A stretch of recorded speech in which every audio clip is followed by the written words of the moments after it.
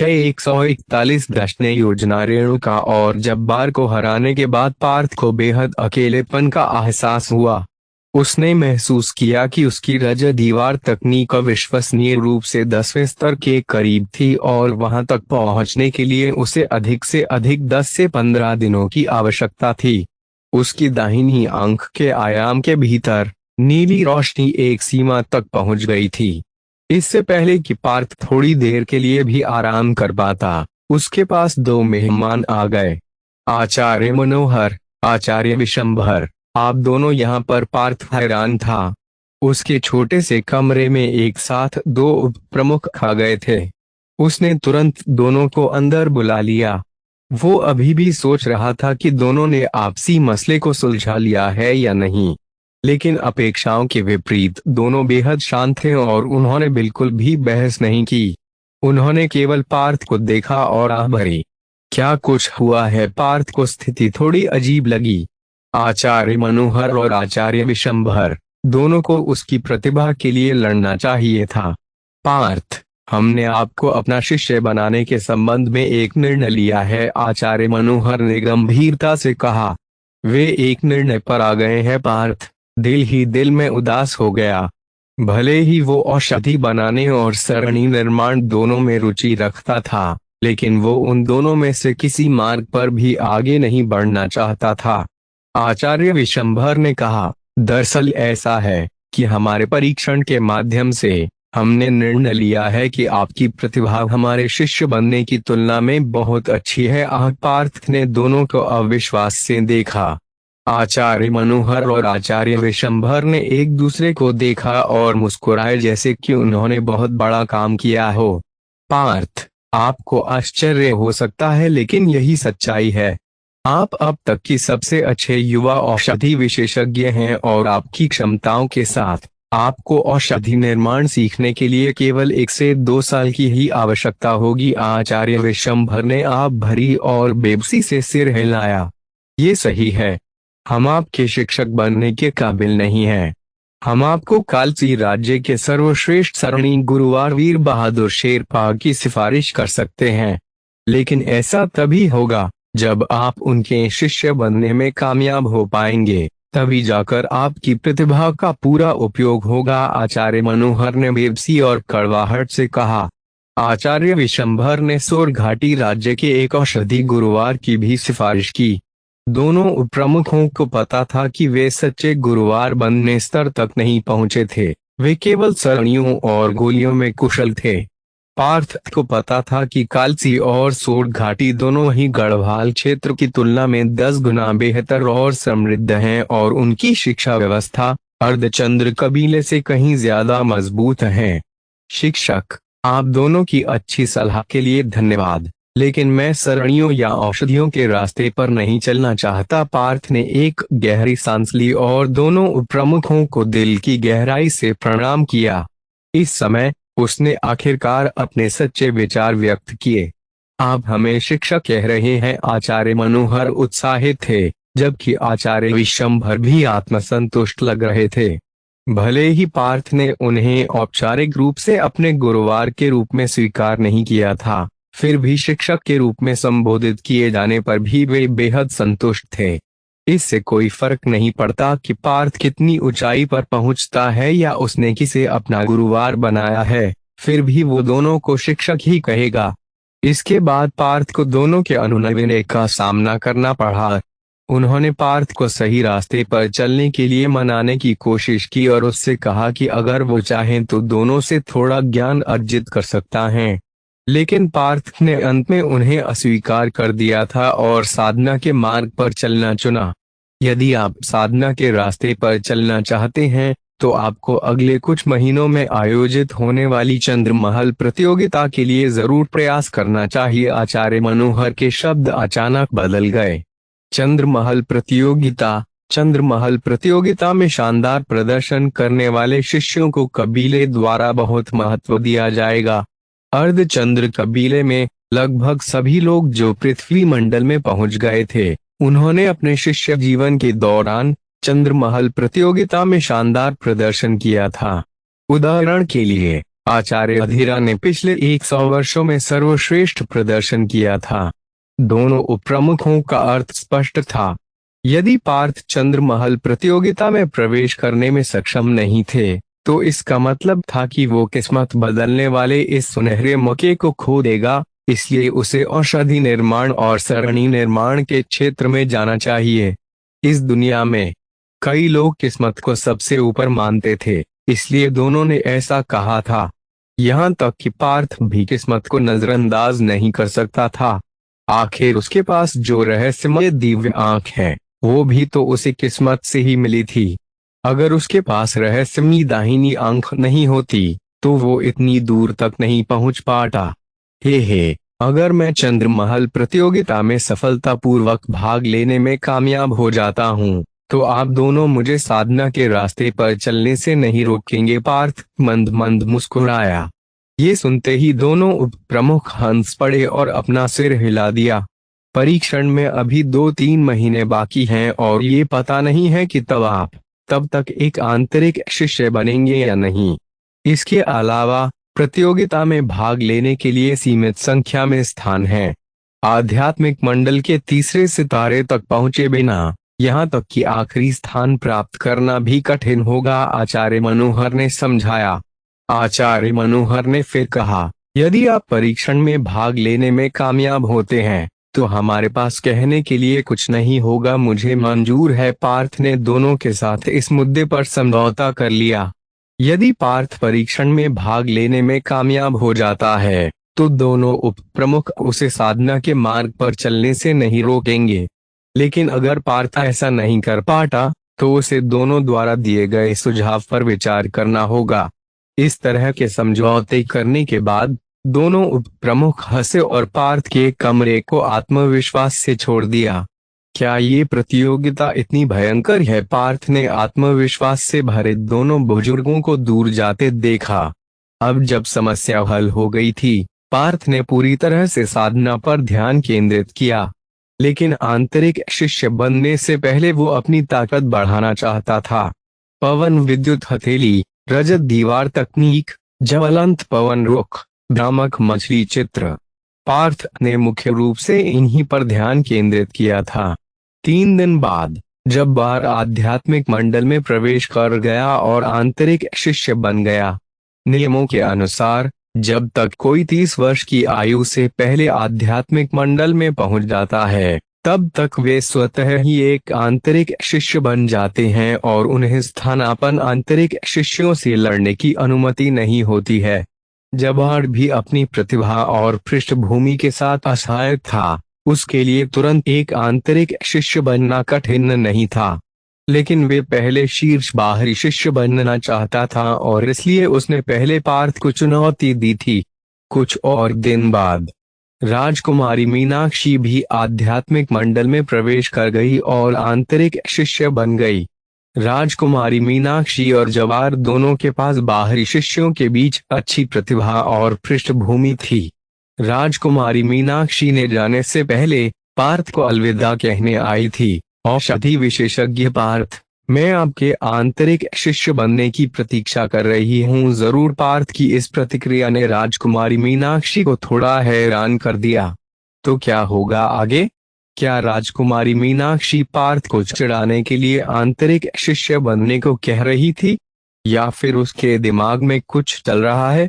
जानने के लिए आगे के चैप्टर पढ़ें और कृपया लाइक, कमेंट और शेयर करना ना भूलना। 6142 दिव्य आंख की शक्ति का जागरण। राजकुमारी मीनाक्षी और जवार दोनों के पास बाहरी शिष्यों से अच्छी प्रतिभा और पृष्ठभूमि थी।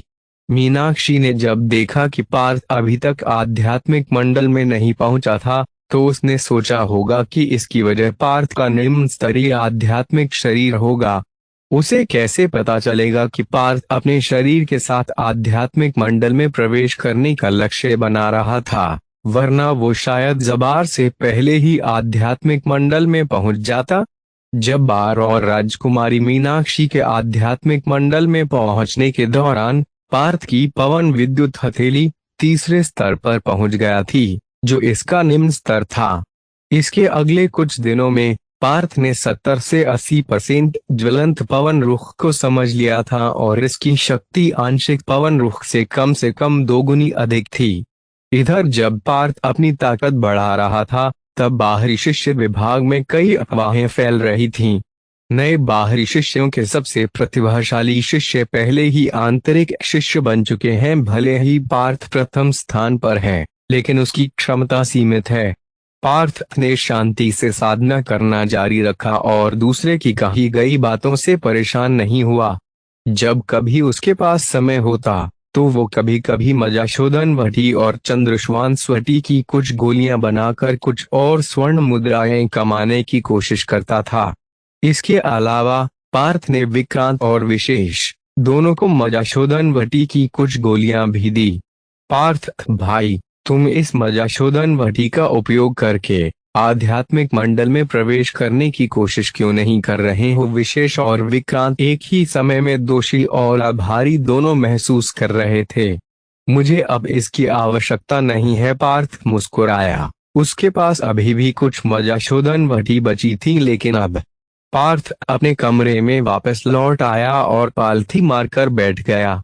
लेकिन उसने साधना पर ध्यान केंद्रित नहीं किया। फिर भी उसने अपनी रजत दीवार तकनीक का प्रसार किया।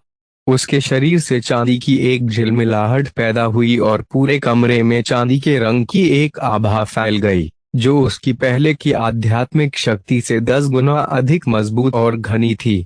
आखिरकार मैंने आध्यात्मिक शक्ति को पूरी तरह से संघनित कर लिया है। जब पार्थ ने सांस ली, उसके शरीर से अधिक 30 स्तर के हिंसक पशु के समान भयानक आभा फैल गई, जिससे आसपास के बाहरी शिष्यों के दिल ठंडे हो गए। इस तरह से उसका शरीर आध्यात्मिक मंडल में प्रवेश कर गया था। ये आध्यात्मिक शक्ति उसके मांसपेशियों से आई थी। अगर कोई अन्य साधक होता, तो आध्यात्मिक शक्ति उसके मूलाधार में स्थित शक्ति स्रोत से आती। जिस क्षण पार्थ अपने शरीर के साथ आध्यात्मिक मंडल में पहुंचा, तब उसने महसूस किया कि उसकी दिव्य दाहिनी आंख में धड़कन की दर बढ़ गई है। लेकिन अचानक उसकी दाहिनी आंख में 10.90 सेमी लंबी नीली रोशनी ने हिलना बंद कर दिया। अचानक से प्रकाश की एक चमक से साथ उसकी दिव्य आंख का आयाम रोशनी से भर गया। थोड़ी देर में ये प्रकाश आखिरकार कम हो गया। ये पहली बार था जब पार्थ की दिव्य दाहिनी आंख के आयाम में ऐसी स्थिति दिखाई दी थी। इस बार हमेशा की तरह नीली रोशनी का और विस्तार नहीं हुआ। इसके बजाय ये एक साथ विलीन होकर संघनित हो गया। पार्थ दर्द से कराह उठा और उसने अपनी दाहिनी आंख को पकड़ लिया और धम की आवाज के साथ जमीन पर गिर गया। वो दाहिनी आंख का दर्द अपनी आत्मा तक में महसूस कर सकता था। कुछ ही पलों में पार्थ ठंडे पसीने से लथपथ हो गया। लगभग आधे घंटे बाद ही दर्द कम होना शुरू हुआ। पार्थ ने अपनी चेतना को अपनी दिव्य दाहिनी आंख के आयाम में मिला दिया, तो वहां उसे शुद्ध नीले प्रकाश की एक गेंद मिली। ये गेंद पहले के प्रकाश की तरह हल्का नीला नहीं था, बल्कि ये काफी गहरा और आकर्षक लग रहा था। नीली रोशनी की ये गेंद घूमती रही और ऐसा लगा कि उसके अंदर भी जीवन के अंश मौजूद है। पार्थ ने जब अपना हाथ अपनी आंख से हटाकर देखा तो पाया कि उसमें खून लगा था। फिर उसने शीशा निकाल कर देखा कि उसकी दाहिनी आंख की पुतलियां नीले रंग की हो गई थी। ये इतना अजीब कैसे हो गया? पार्थ ने अजीब महसूस किया। उसकी दाहिनी आंख में हो रहा परिवर्तन उसके द्वारा नियंत्रित नहीं किया जा सका। वो केवल अपनी आध्यात्मिक शक्ति को परिचालित कर सकता था। उसकी वर्तमान आध्यात्मिक शक्ति संघनित हो गई थी, जो पहले की तुलना में बहुत अधिक शक्तिशाली थी। यहाँ तक कि वर्तमान आध्यात्मिक शक्ति का सबसे छोटा हमला नश्वर मंडल के किसी भी साधक की आध्यात्मिक शक्ति को तुरंत नष्ट कर सकता था। जब पार्थ धीरे धीरे अपनी आध्यात्मिक शक्ति का संचार कर रहा था, वो अपने शक्ति स्रोत में मौजूद आध्यात्मिक शक्ति पर भी ध्यान दे रहा था। उसके शक्ति स्रोत में मौजूद निर्वर्तनम श्वांस तकनीकी आध्यात्मिक शक्ति भी एक बदलाव से गुजर रही थी। उसका आधा हिस्सा पहले की अवस्था में था, जबकि आधा हिस्सा संघनित हो चुका था। पार्थ जानता था कि किसी साधक के आध्यात्मिक मंडल में पहुंचने के बाद साधक के गुण बढ़ेंगे और उसकी आध्यात्मिक शक्ति भी बदल जाएगी। लेकिन जिस दर से ये बदल रहा था उसे बढ़ाने के लिए पार्थ ने अपनी दिव्य दाहिनी आंख शक्ति को अपनी आध्यात्मिक शक्ति में मिला लिया। पार्थ के शक्ति स्रोत के भीतर उसकी आध्यात्मिक शक्ति तेजी से घनीभूत होने लगी और साथ ही संघनित आध्यात्मिक शक्ति की मात्रा भी बढ़ रही थी। दिन भर का समय व्यतीत करते करते उसकी आध्यात्मिक शक्ति आधी घट गई थी, लेकिन वो कई गुना अधिक घनी हो गई थी। इसका मतलब था कि पार्थ के शरीर में दो तरह की आध्यात्मिक शक्ति थी। एक उसके शारीरिक सुदृढ़ीकरण तकनीक से आया था और दूसरा उसकी निर्वर्तनम श्वांस तकनीक से बनी आध्यात्मिक शक्ति थी। पार्थ शरीर और आध्यात्मिक शक्ति दोनों के साथ आध्यात्मिक मंडल में पहुंच गया था। इसका मतलब था कि उसके पास आध्यात्मिक मंडल के अन्य साधकों की तुलना में आध्यात्मिक शक्ति की दोगुनी मात्रा थी। ऐसा लगता है कि मुझे अब एक नए आध्यात्मिक शक्ति तकनीक की आवश्यकता होगी, पार्थ ने सोचा। दूसरी सुबह पार्थ ने अपना शीशा निकाला और उसने जो देखा उससे वो बुरी तरह से चौंक गया। उसकी दाहिनी आंख की पुतली पूरी तरह से नीली हो गई थी। इतना ही नहीं, यहाँ तक कि उसके काले बाल भी नीले पड़ गए थे। ये इस तरह तो मैं किसी राक्षस की तरह दिखूंगा। पार्थ इस बदलाव से असहाय महसूस कर रहा था। वो अपने बालों के नीले होने को स्वीकार कर सकता था क्योंकि मानव दुनिया में लोगों के बाल अलग अलग रंग के होते थे और साथ ही उन्हें रंगा भी जा सकता था। लेकिन वो जिस चीज को लेकर ज्यादा चिंतित था वो थी उसके दाहिने आंख की नीले रंग की पुतली। पार्थ ने प्रार्थना की कि ये अपने मूल रंग में वापस आ जाए, लेकिन चाहे वो कितनी भी कोशिश कर ले ये वापस से सही नहीं हो रहा था। इसलिए पार्थ ने एक काले रंग का कपड़े का टुकड़ा निकाला और उसे अपनी दाहिनी आंख के ऊपर बांध दिया। अब ये थोड़ा बेहतर है। पार्थ ने दर्पण में अपना प्रतिबिंब देखा और वो एक आंख की वजह से थोड़ा खतरनाक लग रहा था, लेकिन उसके नीले बाल उतने भी बुरे नहीं लग रहे थे। यदि वह काला कपड़ा नहीं हटाता तो उसकी उपस्थिति को स्वीकार किया जा सकता था। तभी पार्थ ने देखा कि उसके दाहिनी आंख के आयाम में प्रकाश की नीली गेंद तेजी से घूम रही थी। पार्थ को तुरंत आभास हो गया कि उसकी दाहिनी आंख में अभी भी और परिवर्तन होंगे और उसे डर था कि कहीं राक्षस बन जाने के कारण उसे कबीले द्वारा मार तो नहीं दिया जाएगा। नहीं, मैं यहाँ मरने का इंतजार नहीं कर सकता। अगर मुझे अभी के लिए एक शांत जगह मिल जाए तो बेहतर है। पार्थ ने अपना कमरा छोड़ने का फैसला किया। वो जल्दी से अपने कमरे से दूर चला गया और किसी से बात करने की जहमत तक नहीं उठाई। क्या भयानक आभा है। क्या पार्थ आध्यात्मिक मंडल में पहुंच गया है। उसके बाल नीले हो गए हैं और उसकी आंखों पर पट्टी है। क्या उसके साथ कोई दुर्घटना हुई है। आसपास के सभी बाहरी शिष्य उस आभा को महसूस कर सकते थे जो उनसे निकल रही थी। सच में जिस क्षण पार्थ ने आध्यात्मिक मंडल में प्रवेश किया, पास के स्थानापन्न आंतरिक शिष्यों ने पहले ही इसे महसूस कर लिया। वो अपने शरीर के साथ आध्यात्मिक मंडल तक पहुंचने में कामयाब रहा। रेहान भी वहां आया और पार्थ के भयानक रूप को देखकर उसका दिल कांप उठा। पार्थ अब शायद अपने आध्यात्मिक मंडल के पहले सितारे के साधकों का मुकाबला कर सकता है। तभी पार्थ की आकृति हवा में उछल गई और एक घाटी में गायब हो गई जहां कोई नहीं रहता था। थोड़ी देर बाद उसे एक गुफा मिली और फिर उसने अपनी आंख से कपड़े को हटाकर अपनी दाहिनी आंख से क्षेत्र का सर्वेक्षण किया कि क्या आसपास कोई है तो नहीं। पार्थ ने एक सांस छोड़ी और वह अपनी दाहिनी आंख के पूरी तरह से बदलने का इंतजार करते हुए जमीन पर लेट गया। आधे घंटे बाद धक धक उसकी दाहिनी आंख की धड़कन और तेज हो गई। उसकी दाहिनी आंख के आयाम में नीले प्रकाश की गेंद अचानक एक भंवर बन गया और अंदर से बाहर की ओर घूमने लगा। है पार्थ की दाहिनी आंख से खून बहने लगा। वो दर्द से चिल्लाया और जमीन पर घुटने के बल बैठ गया। गनीमत थी कि आसपास कोई नहीं था, वरना शायद पूरे कबीले ने उसकी चीख सुन ली होती। पार्थ ने महसूस किया कि उसकी दाहिनी आंख एक असीम छेद की तरह लग रही थी जो लगातार उसका खून चूस रही थी। यदि ये प्रक्रिया कुछ कर तक चलती तो वो निश्चित रूप से मर जाता, लेकिन सौभाग्य से ये प्रक्रिया केवल 10 सांसों तक ही चली। आखिरकार उसकी दाहिनी आंख में हो रहा अपरिवर्तन स्थिर हो गया और गहरे काले आयाम में एक नीला प्रकाश प्रकट हुआ और वो धीरे धीरे घूमने लगा। इसके बाद उसकी दिव्य दाहिनी आंख से पारदर्शी हल्के नीले रंग के तल की एक रेखा निकली और पार्थ के शरीर, रक्त और अंगों में विलीन हो गई। क्या ये खून हो सकता है? पार्थ ने जब महसूस किया कि उसे कुछ विरासत में मिला है तो वो बेहद उत्साहित हो गया। ये एक अवर्णनीय एहसास था, लेकिन पार्थ को यकीन था कि इस परिवर्तन से उसके शरीर में जो बदलाव आई है वो आध्यात्मिक मंडल तक पहुंचने की तुलना में भी बड़ा था। कुछ देर के बाद दाहिनी आंख से अचानक कुछ भी निकलना बंद हो गया। पार्थ ने एक सांस छोड़ी और उसकी दाहिनी आंख की धड़कन धीमी होने लगी। क्या ये पूरा हो गया? पार्थ बड़बड़ाया, लेकिन सहज ज्ञान ने उसे बताया कि ये इतना आसान नहीं था।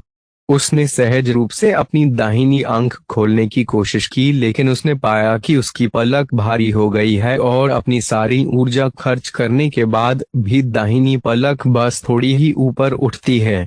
ये अजीब सा एहसास था, जैसे ये आंख उसकी थी ही नहीं। ये कैसे संभव है? पार्थ अब थोड़ा चिढ़ने लगा। वो एक आंख वाला नहीं बनना चाहता था और ना ही अपनी रहस्यमय दाहिनी आंख को खोना नहीं चाहता था। पार्थ ने अपनी सारी ऊर्जा खर्च कर दी और उसकी दाहिनी पलक थोड़ी सी फड़फड़ाने लगी। अंत में उसने रजत दीवार तकनीक को पूरी तरह से प्रसारित कर दिए और अपने शरीर की सारी ऊर्जा का उपयोग किया। उसके लाल रक्त में नीले रक्त की एक फीकी रेखा दिखाई दी और साथ ही पार्थ ने महसूस किया कि उसके गुणों में वृद्धि हुई है।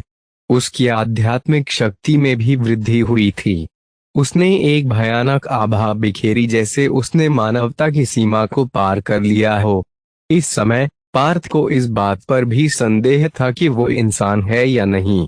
मैं तुम्हें खुलने का आदेश देता हूँ, पार्थ ने कहा और अपने हल्के नीले रक्त से शक्ति के साथ एक सांस के लिए अपनी आंख खोल ली। लेकिन जब उसकी नीली आंख पूरी तरह से खुल गई तो पार्थ ने महसूस किया कि आसमान हिल गया है।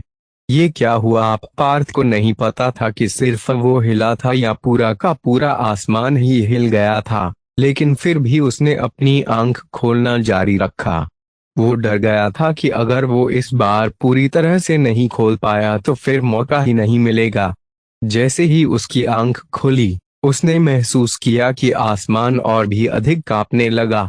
ऐसा लग रहा था कि कंपन अंतरिक्ष से ही आया था। लेकिन जब पार्थ ने कबीले के शिष्यों को दूर से देखा तो ऐसा लगा कि उन्होंने इस पर बिल्कुल ध्यान नहीं दिया।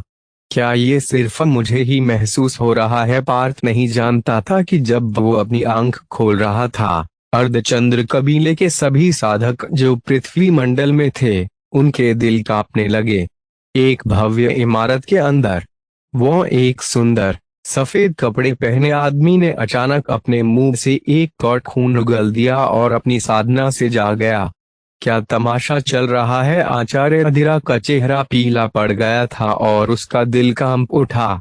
ठीक उसी समय पर पूरे गढ़वाल क्षेत्र में पृथ्वी मंडल में और उच्चतर स्तर के हर साधक ने अपनी आत्मा और रक्त में एक कंपन महसूस किया। जिसकी साधना जितनी ऊंची थी उसको उतनी ही प्रबल भावना महसूस हुई और जो साधना कर रहे थे वे सभी अपने मुंह से खून उगल रहे थे। लेकिन ये सब केवल उस क्षण में ही हुआ जब पार्थ ने अपनी दिव्य दाहिनी आंख को पूरी तरह से खोल दिया था। पार्थ ने महसूस किया कि उसका सिर कांप रहा है और उसकी नीली आंख की गहराई से एक पारदर्शी प्रकाश निकल रहा है। ये पारदर्शी प्रकाश की रेखा पहाड़ों और अर्धचंद्र कबीले को पार करती हुई दिखाई दे रही थी और ऊपर सफेद बादलों में गायब हो गई। पार्थ उस पारदर्शी प्रकाश का वर्णन नहीं कर सकता था। ये बिल्कुल ऐसा था जैसे उसके पास दुनिया में कुछ भी और सब कुछ देखने की शक्ति थी। तो क्या होगा आगे?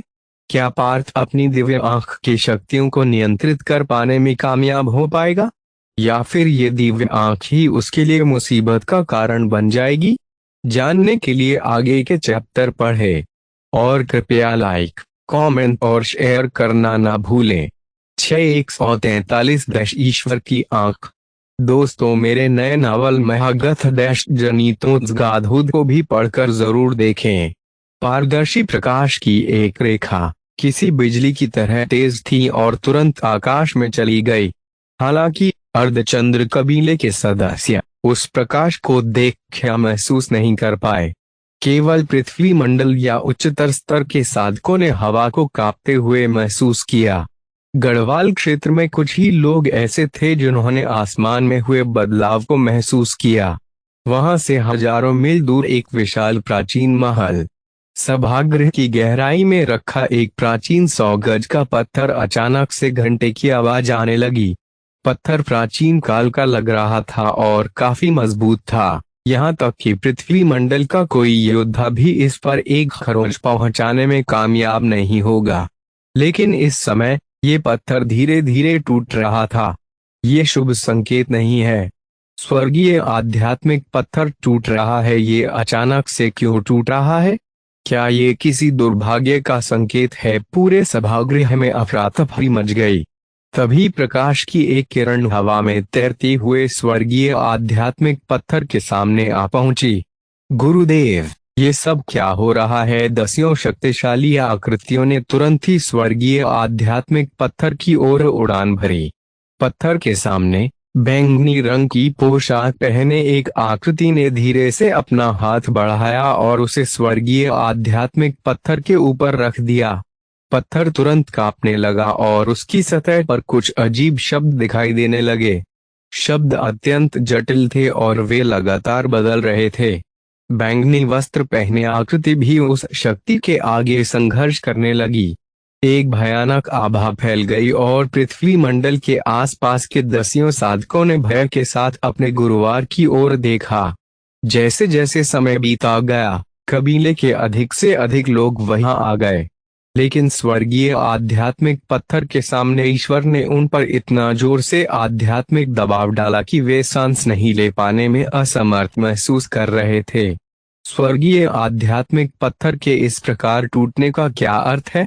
यहाँ तक कि हमारे गुरुवार जो बुधवार मंडल के साधक है, वे भी यहाँ आगे। हमारे गुरुवार ही इस क्षेत्र में मौजूद एकमात्र बुधवार मंडल के साधक हैं। काफी देर बाद उनके गुरुवार ने धीरे धीरे पत्थर पर अपनी पकड़ ढीली की। मैं स्वर्गीय आध्यात्मिक पत्थर से केवल 3 शब्द ही पहचान पाया हूँ, गुरुदेव ने धीरे से कहा। कौन से? 2 कबीले के बुजुर्गों ने एक स्वर में पूछा। उनके गुरुवार ने अचानक आकाश की ओर देखा और पाया कि स्वर्ग की एक आंख नीचे की तरफ देख रही है। ये एक भ्रम जैसा लग रहा था। Exclamation mark. उनके गुरुदेव बड़ी मुश्किल से ये शब्द बोलने में कामयाब रहे और तुरंत ही उनके होठों से खून की लकीर बाहर निकली। ईश्वर की आंख। दूर एक बर्फ से ढके स्थान पर एक डरावना महल। 2 दिव्य नागों ने फुफकारते हुए पास में खड़े राजा को कुछ इशारा किया। राजा ने तुरंत ही आकाश की ओर देखा। आसमान में अभी भी बादलों का आना जाना लगा रहा। इसका अर्थ क्या है? राजा ने ठंडेपन से ऊपर की ओर देखा और उसने अपने दिव्य नागों को बादलों को दूसरी तरफ ले जाने का आदेश दिया। साम्राज्य बनने के बाद से ऐसा पहली बार हुआ है। झुर्रियों और सफेद बालों वाला एक बूढ़ा आदमी आसमान की ओर देख रहा था। क्या दबंग आवाज सुनाई दी? वो देखो, बूढ़े ने आसमान की ओर इशारा करते हुए कहा। वहां मौजूद सभी साधकों ने तुरंत आकाश की ओर देखा। दोनों दिव्य नाग अंततः आकाश को अवरुद्ध करने वाले बादलों को दूर करने में कामयाब हुए और उन सभी को स्वर्ग की एक आंख दिखाई दी। इससे एक ठंडी आभा निकल रही थी। इसका अर्थ क्या है? सभी साधक डर के मारे चिल्ला उठे। ईश्वर की आंख। ये एक ईश्वर की आंख है जिसे पहले कभी नहीं देखा गया है। इसे देखकर ऐसा तो नहीं लगता कि ये 8 महान ईश्वर की आंखों में से एक है, लेकिन इसके बावजूद इसकी शक्ति भयावह है। सभी साधक आपस में चर्चा करने लगे और वहां एक अराजकता का माहौल बन गया। केवल राजा और सफेद बालों वाले बूढ़े आदमी ही शांत थे और आकाश में दिख रहे स्वर्ग की आंख को घूर रहे थे। लंबे समय के बाद सफेद बालों वाले बूढ़े ने अपने हाथों को हवा में लहराया और दोनों दिव्यनाग आसमान की ओर बढ़ गए, लेकिन वे स्वर्ग की आंख तक पहुंचते ही लुप्त हो गए। आखिरकार स्वर्ग ने अपनी आंख खोल दी है, बूढ़ा आदमी विवश महसूस कर रहा था। उसके बाद स्वर्ग की आंख धीरे धीरे शून्य में लुप्त हो गई। पार्थ को नहीं पता था कि जब उसने अपनी दिव्य दाहिनी आंख खोली थी तो उसने दुनिया को कितना प्रभावित किया था। केवल एक चीज जिसकी वो पुष्टि कर सकता था वो ये थी कि उसकी दाहिनी आंख की असली दिव्य शक्ति अब जागृत होने लगी थी। जब उसने अपनी आंख खोली तो उसकी आंख से एक प्राचीन शक्ति बाहर निकली थी। पार्थ को थोड़ा पछतावा हुआ क्योंकि वो महसूस कर सकता था कि वो शक्ति कितनी मजबूत थी, लेकिन ऐसा नहीं लगता था कि वो अभी इसे नियंत्रित कर सकता है। प्राचीन नियम टूट गया है और देवता की धरोहर एक खरब धूल में बदल जाएंगे। मेरी रक्त रेखा पुनः प्रसारित करे और दुनिया पर राज करें, उसके मन में एक आवाज गूंज उठी। पार्थ अपनी दाहिनी आंख को रगड़े बिना नहीं रह सका। परिवर्तन के बाद ये स्पष्ट रूप से काफी मजबूत हो गया, जैसे कि ये खुद एक जीवित प्राणी हो। उसने अपनी आंख बंद करने और फिर खोलने की कोशिश की, लेकिन कोई रहस्यमय पारदर्शी प्रकाश दोबारा दिखाई नहीं दिया। पार्थ अभी भी अपने शरीर में बह रहे नीले रक्त को महसूस कर सकता था। पार्थ नहीं जानता था कि अभी उसके शरीर पर इसका क्या प्रभाव पड़ा है, लेकिन एक बात पक्की हो सकती है, ये उसे बहुत ताकतवर बना सकती है। ये सुनिश्चित करने के बाद कि वो पूरी तरह से ठीक है, पार्थ सावधानी से गुफा से बाहर निकल गया। फिर उसने फिर से शीशा बाहर निकाल लिया। उसके बाल अभी भी नीले थे, लेकिन उसकी दाहिनी आंख में मौजूद पारदर्शी नीला रंग अभी भी मौजूद था। नहीं, पार्थ अभी भी चिंतित था कि राक्षस माने जाने के कारण कबीले द्वारा उसे पकड़ लिया जाएगा। इसके बाद उसने इसका रंग बदलने के लिए कई अलग अलग तरीके आजमाए। थोड़ी देर बाद उसने आखिरकार एक रास्ता खोज लिया। वो अपने शरीर में बह रहे नीले रक्त के कणों को अपनी दाहिनी आंख में अवशोषित करके उसे छुपा सकता है। और जब ऐसा हुआ तो नीला रक्त उसकी दिव्य दाहिनी आंख के आयाम चला गया और दाहिनी आंख पर से इसका प्रभाव पूरी तरह से समाप्त हो गया था। लेकिन पार्थ जब चाहे अपनी दिव्य दाहिनी आंख को जागृत करने के लिए नीले रक्त का उपयोग कर सकता था, लेकिन ऐसा करने में उसे बहुत सारी ऊर्जा खर्च करनी पड़ेगी। वो दिन में कुछ घंटे तक ही जारी रख सकता था। कम से कम एक रास्ता तो है। पार्थ ने एक सांस छोड़ी। इसके बाद उसने अपनी दाहिनी आंख की शक्ति का परीक्षण किया। बिना किसी संदेह के आध्यात्मिक मंडल में कदम रखने के बाद उसकी दिव्य दाहिनी आंख की शक्ति बहुत अधिक बढ़ गई थी। पार्थ की दृष्टि, प्रतिक्रिया की गति और धारणा सब कुछ पहले से बेहतर हो गए थे। उदाहरण के लिए पार्थ अब 100 मील दूर तक देख सकता था और पार्थ ने पाया कि उसकी दाहिनी आंख चीजों की आर पार भी देख सकती है। यहाँ तक कि उसकी आंख पास की चट्टान की आर पार भी देख सकती थी। ये विश्वास करना कठिन है कि मेरी रहस्यमयी आंख चट्टान की आर पार भी देख सकती है। ठीक इसी समय एक पक्षी घाटी से होते हुए पार्थ के सिर के पास से गुजरा। हम पार्थ की पुतली सिकुड़ गई और उसने हवा में उड़ते पक्षी को ठंडेपन से देखा। उस क्षण उसकी दिव्य दाहिनी आंख ने मानसिक ऊर्जा का एक तरंग भेजी जो एक सीधी पक्षी की ओर बढ़ गई। धम! चिड़िया डर के मारे चीख उठी और उसका संतुलन बिगड़ गया, जिसकी वजह से वो जमीन पर गिर पड़ी। तो क्या होगा आगे? ये किस तरह की शक्ति है जो बस किसी को देखने भर से घायल या मार सकती है? क्या पार्थ इस भयानक शक्ति को नियंत्रित कर पाएगा? जानने के लिए आगे के चैप्टर पढ़ें और कृपया लाइक, कमेंट और शेयर करना ना भूलें। 6144 नेत्र कवच चिड़िया डर के मारे चीख उठी और उसका संतुलन बिगड़ गया, जिसकी वजह से वो जमीन पर गिर पड़ी। पार्थ की दिव्य दाहिनी आंख ने पक्षी को नहीं जान से नहीं मारा था, इसने केवल मानसिक ऊर्जा की एक लहर छोड़ी थी। जिससे पक्षी घबरा गया था और अपने शरीर पर से नियंत्रण खो बैठा था। कितना शक्तिशाली हमला था! ये जीवन और मृत्यु की लड़ाई में अंतिम परिणाम तय कर सकता है, पार्थ ने सोचा। उसने सभी नए प्रभावों का तब तक परीक्षण किया जब तक कि वो पूरी तरह से थक नहीं गया। लेकिन पार्थ मानसिक ऊर्जा से हत्या जैसे नए कौशल को पूरी तरह से नियंत्रित नहीं कर सका। जैसे ही सूरज ढलने वाला था, पार्थ ने जल्दी से अपनी दाहिनी आंख को काले कपड़े के एक टुकड़े से ढक लिया। फिर वो अपने लहराते नीले बालों के साथ बाहरी शिष्य विभाग की ओर चला गया। एक सांस में 10 गज की दूरी तय करते हुए उसका फिगर हवा में उछल जाता था। पार्थ ने अपनी पूरी आध्यात्मिक शक्ति को परिचालित किया और उसने अपने चारों ओर हवा के प्रवाह को नियंत्रित करने की कोशिश की। इससे वो नीचे गिरने से पहले एक सांस के लिए हवा में तैर सकता था। आध्यात्मिक मंडल में पहुंचने के बाद कोई थोड़ी दूरी तक हवा में उड़ सकता था, लेकिन सच माने तो इसे उड़ना नहीं कहा जा सकता था।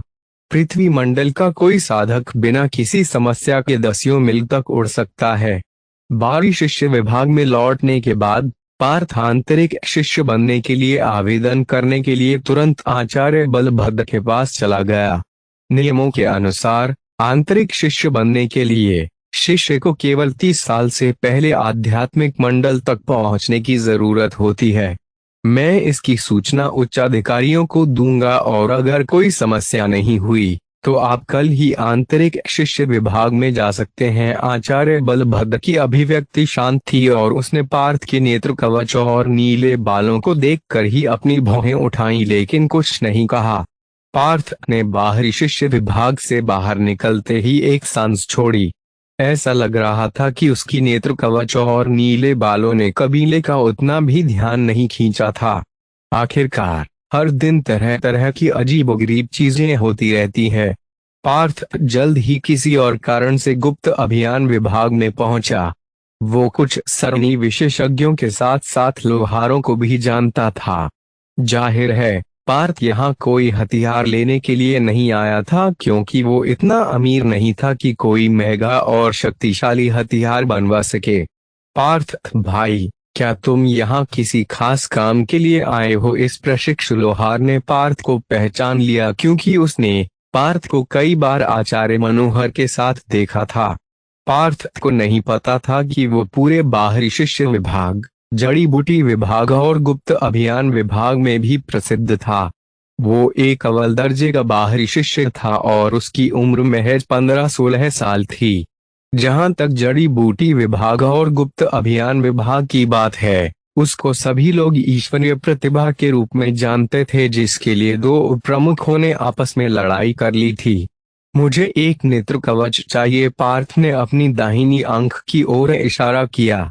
नेत्र कवच प्रशिक्षु लोहार एक पल के लिए रुका। उसने सोचा था कि पार्थ शायद एक हथियार बनवाना चाहता था, लेकिन नेत्र कवच बनाना कोई मुश्किल काम नहीं था। पार्थ ने धीरे से अपनी दाहिनी आंख के ऊपर से काले कपड़े को नीचे उतारा और अपनी दाहिनी आंख जो उसने बंद कर रखी थी वो प्रशिक्षु लोहार के सामने कर दी। जब प्रशिक्षु ने पार्थ की दाहिनी आंख को देखा तो वो चौंक गया। उसकी पलकें नीचे की तरफ थी, जिसकी वजह से उसकी आंख बंद थी, जैसे उसमें कोई जीवन ही नहीं था। वो आखिरकार समझ गया कि पार्थ को नेत्र कवच क्यों चाहिए और वो उसके लिए सहानुभूति रखे बिना नहीं रह सका। पार्थ भाई, चिंता मत करो, मैं अपनी पूरी कोशिश करूंगा और आपके लिए सबसे उपयुक्त नेत्र कवच बनाऊंगा। प्रशिक्षु ने उसकी आंखों का नाप लिया और फिर नेत्र कवच को बनाने चल पड़ा। फिर उसने पार्थ को कल आने के लिए कहा, जिसके बाद पार्थ ने उसे पारिश्रमिक के रूप में 20 स्वर्ण मुद्राएं भी दी। फिर पार्थ ने अपनी आंखें बंद कर लीं, फिर नीले रक्त और अपनी दिव्य दाहिनी आंख की शक्तियों का निरीक्षण किया।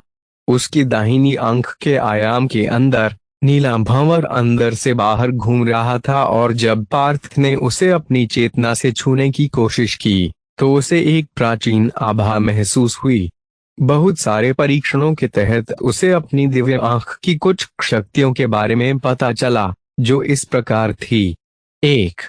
बढ़ी हुई दृष्टि, और वो अपने सामने मौजूद हर चीज को बढ़ा और विस्तारित करके देख सकता है, और यहाँ तक कि वो कई वस्तुओं की आर पार भी देख सकता है। 2 तेज प्रतिक्रिया गति और विश्लेषण करने की क्षमता। 3 प्रतिलिपि बनाना और उसने जो कुछ देखा उसे याद रखना। 4 मानसिक ऊर्जा का हमला।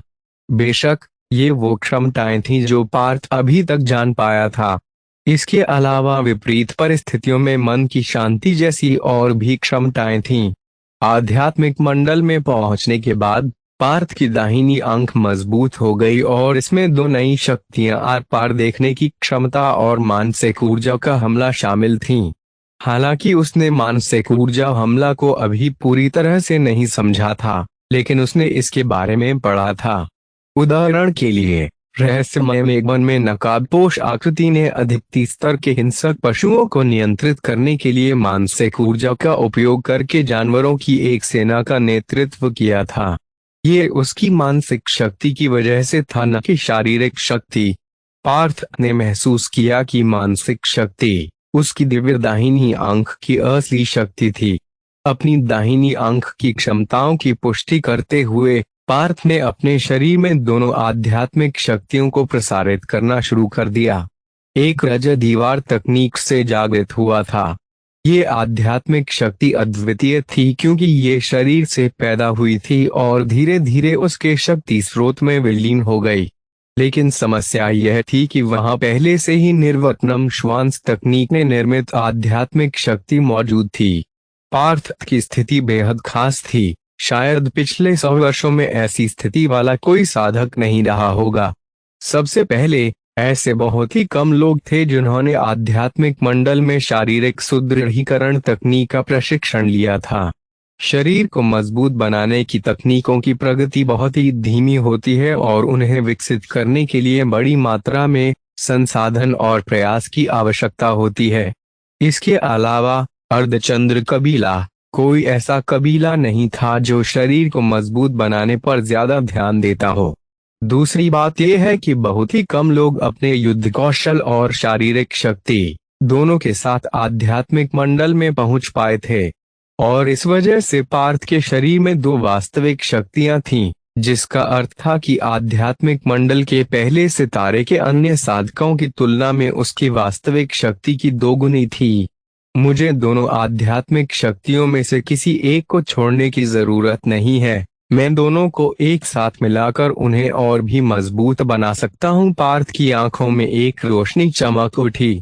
उसकी दिव्य दाहिनी आंख ने अपनी साधना से जुड़ी सभी बातों की गणना करना शुरू कर दिया। जल्द ही पार्थ एक निष्कर्ष पर पहुंचे। एक बार अगर दोनों एक होकर और भी मजबूत हो जाते हैं तो मैं बेहद कम समय में पहले सितारे के चरम पर पहुंच सकता हूं और फिर दूसरे सितारे पर पहुंचना आसान होगा। आध्यात्मिक मंडल के 7 सितारे होते थे और हर सितारे की शक्तियों में जमीन और आसमान का अंतर था। इसलिए किसी भी सितारे को पार करके अगले सितारे पर पहुंचना बेहद कठिन था और कई साधक पूरी जिंदगी आध्यात्मिक मंडल के पहले और दूसरे सितारे पर अटके रहे। प्रताप साहब ने किसी की क्षमता को इतना महत्व क्यों दिया? ऐसा इसलिए था क्योंकि उन्होंने आध्यात्मिक मंडल के हर सितारे के बीच के अंतर का अनुभव किया था। यदि किसी की भविष्य की क्षमता पर्याप्त रूप से मजबूत नहीं थी तो भले ही वो आध्यात्मिक मंडल तक पहुंच जाए, लेकिन वो कभी भी पृथ्वी मंडल तक नहीं पहुंच पाएगा। कबीले में प्रवेश करने के बाद पार्थ भी समझ गया था कि प्रताप साहब ऐसा क्यों सोचते थे और उन्होंने विद्युत से ही अपनी सारी उम्मीदें क्यों पाल रखी थी। वहीं शुरुआत में पार्थ के पास केवल एक अर्ध आध्यात्मिक शरीर था और वो बहुत भाग्यशाली था कि वो प्रताप साहब के शिष्यों में से एक बन सका। जिंदगी, भाग्य। आखिरकार पार्थ अब भाग्य में विश्वास करने लगा था। अगर वो प्रताप साहब से नहीं मिला होता तो शायद उसे कभी भी कबीले के बारे में पता भी नहीं चलता, तो उसे बड़ी चुनौतियों का सामना करना पड़ता। वहीं अब वो बिना किसी परेशानी के कल आंतरिक शिष्य बनने में सक्षम हो जाएगा। आंतरिक शिष्य, कबीले में इन्हें ही सच्ची प्रतिभाएं माना जाता है। विद्युत, देवेंद्र, प्रतीक, साक्षी ठाकुर, वृंदा भंडारी, साथ ही साथ अन्य प्रतिभाशाली युवा, सभी आंतरिक शिष्य थे। जब्बार और राजकुमारी मीनाक्षी दोनों कुछ दिनों पहले ही आंतरिक शिष्य बन गए थे और पार्थ का भी आंतरिक शिष्य बनना लगभग निश्चित था। इससे पार्थ बेहद उत्साहित था। वो भी 3 महीने बाद होने वाली चंद्रमहल प्रतियोगिता में प्रवेश करना चाहता था। वो चंद्रमहल प्रतियोगिता के बारे में ज्यादा तो नहीं जानता था, लेकिन वो इतना जानता था कि ये एक ऐसी जगह है जो किसी का जीवन बदल सकता है, और उसका आचार्य मनोहर और आचार्य विशंभर के साथ इसको लेकर सौदा भी हुआ था। इस सौदे के अनुसार चंद्रमहल प्रतियोगिता हर 5 साल में एक बार होती थी, और अगर पार्थ ने इस बार भाग नहीं लिया तो इसका मतलब होगा कि साधना के रास्ते में उनकी किस्मत अच्छी नहीं थी और फिर उसे इसके बजाय औषधियों और सरणियों पर ही काम करना पड़ेगा। रात में पार्थ अभी भी साधना कर रहा था। 2 आध्यात्मिक शक्तियों को एक साथ मिलाने की प्रक्रिया बेहद धीमी थी और पार्थ ने अनुमान लगाया कि उसे दोनों को एक साथ मिलाने के लिए लगभग 1 महीने की आवश्यकता है, जिससे वो आध्यात्मिक मंडल के पहले सितारे के चरम पर पहुंच जाएगा। सामान्य आंतरिक शिष्यों को उस स्तर तक पहुंचने के लिए 1 से 2 साल की आवश्यकता होती है, लेकिन अगर किसी को औषधि विशेषज्ञ से मदद मिल जाए तो ये काम बहुत कम समय में हो सकता था। जब दोनों शक्तियां एक दूसरे में मिल रही थीं, तब पार्थ ने अपने तकनीकों को पुनः व्यवस्थित करना शुरू कर दिया। रजत दीवार तकनीक, 10वां स्तर, अपने शरीर के साथ आध्यात्मिक मंडल तक पहुंचना।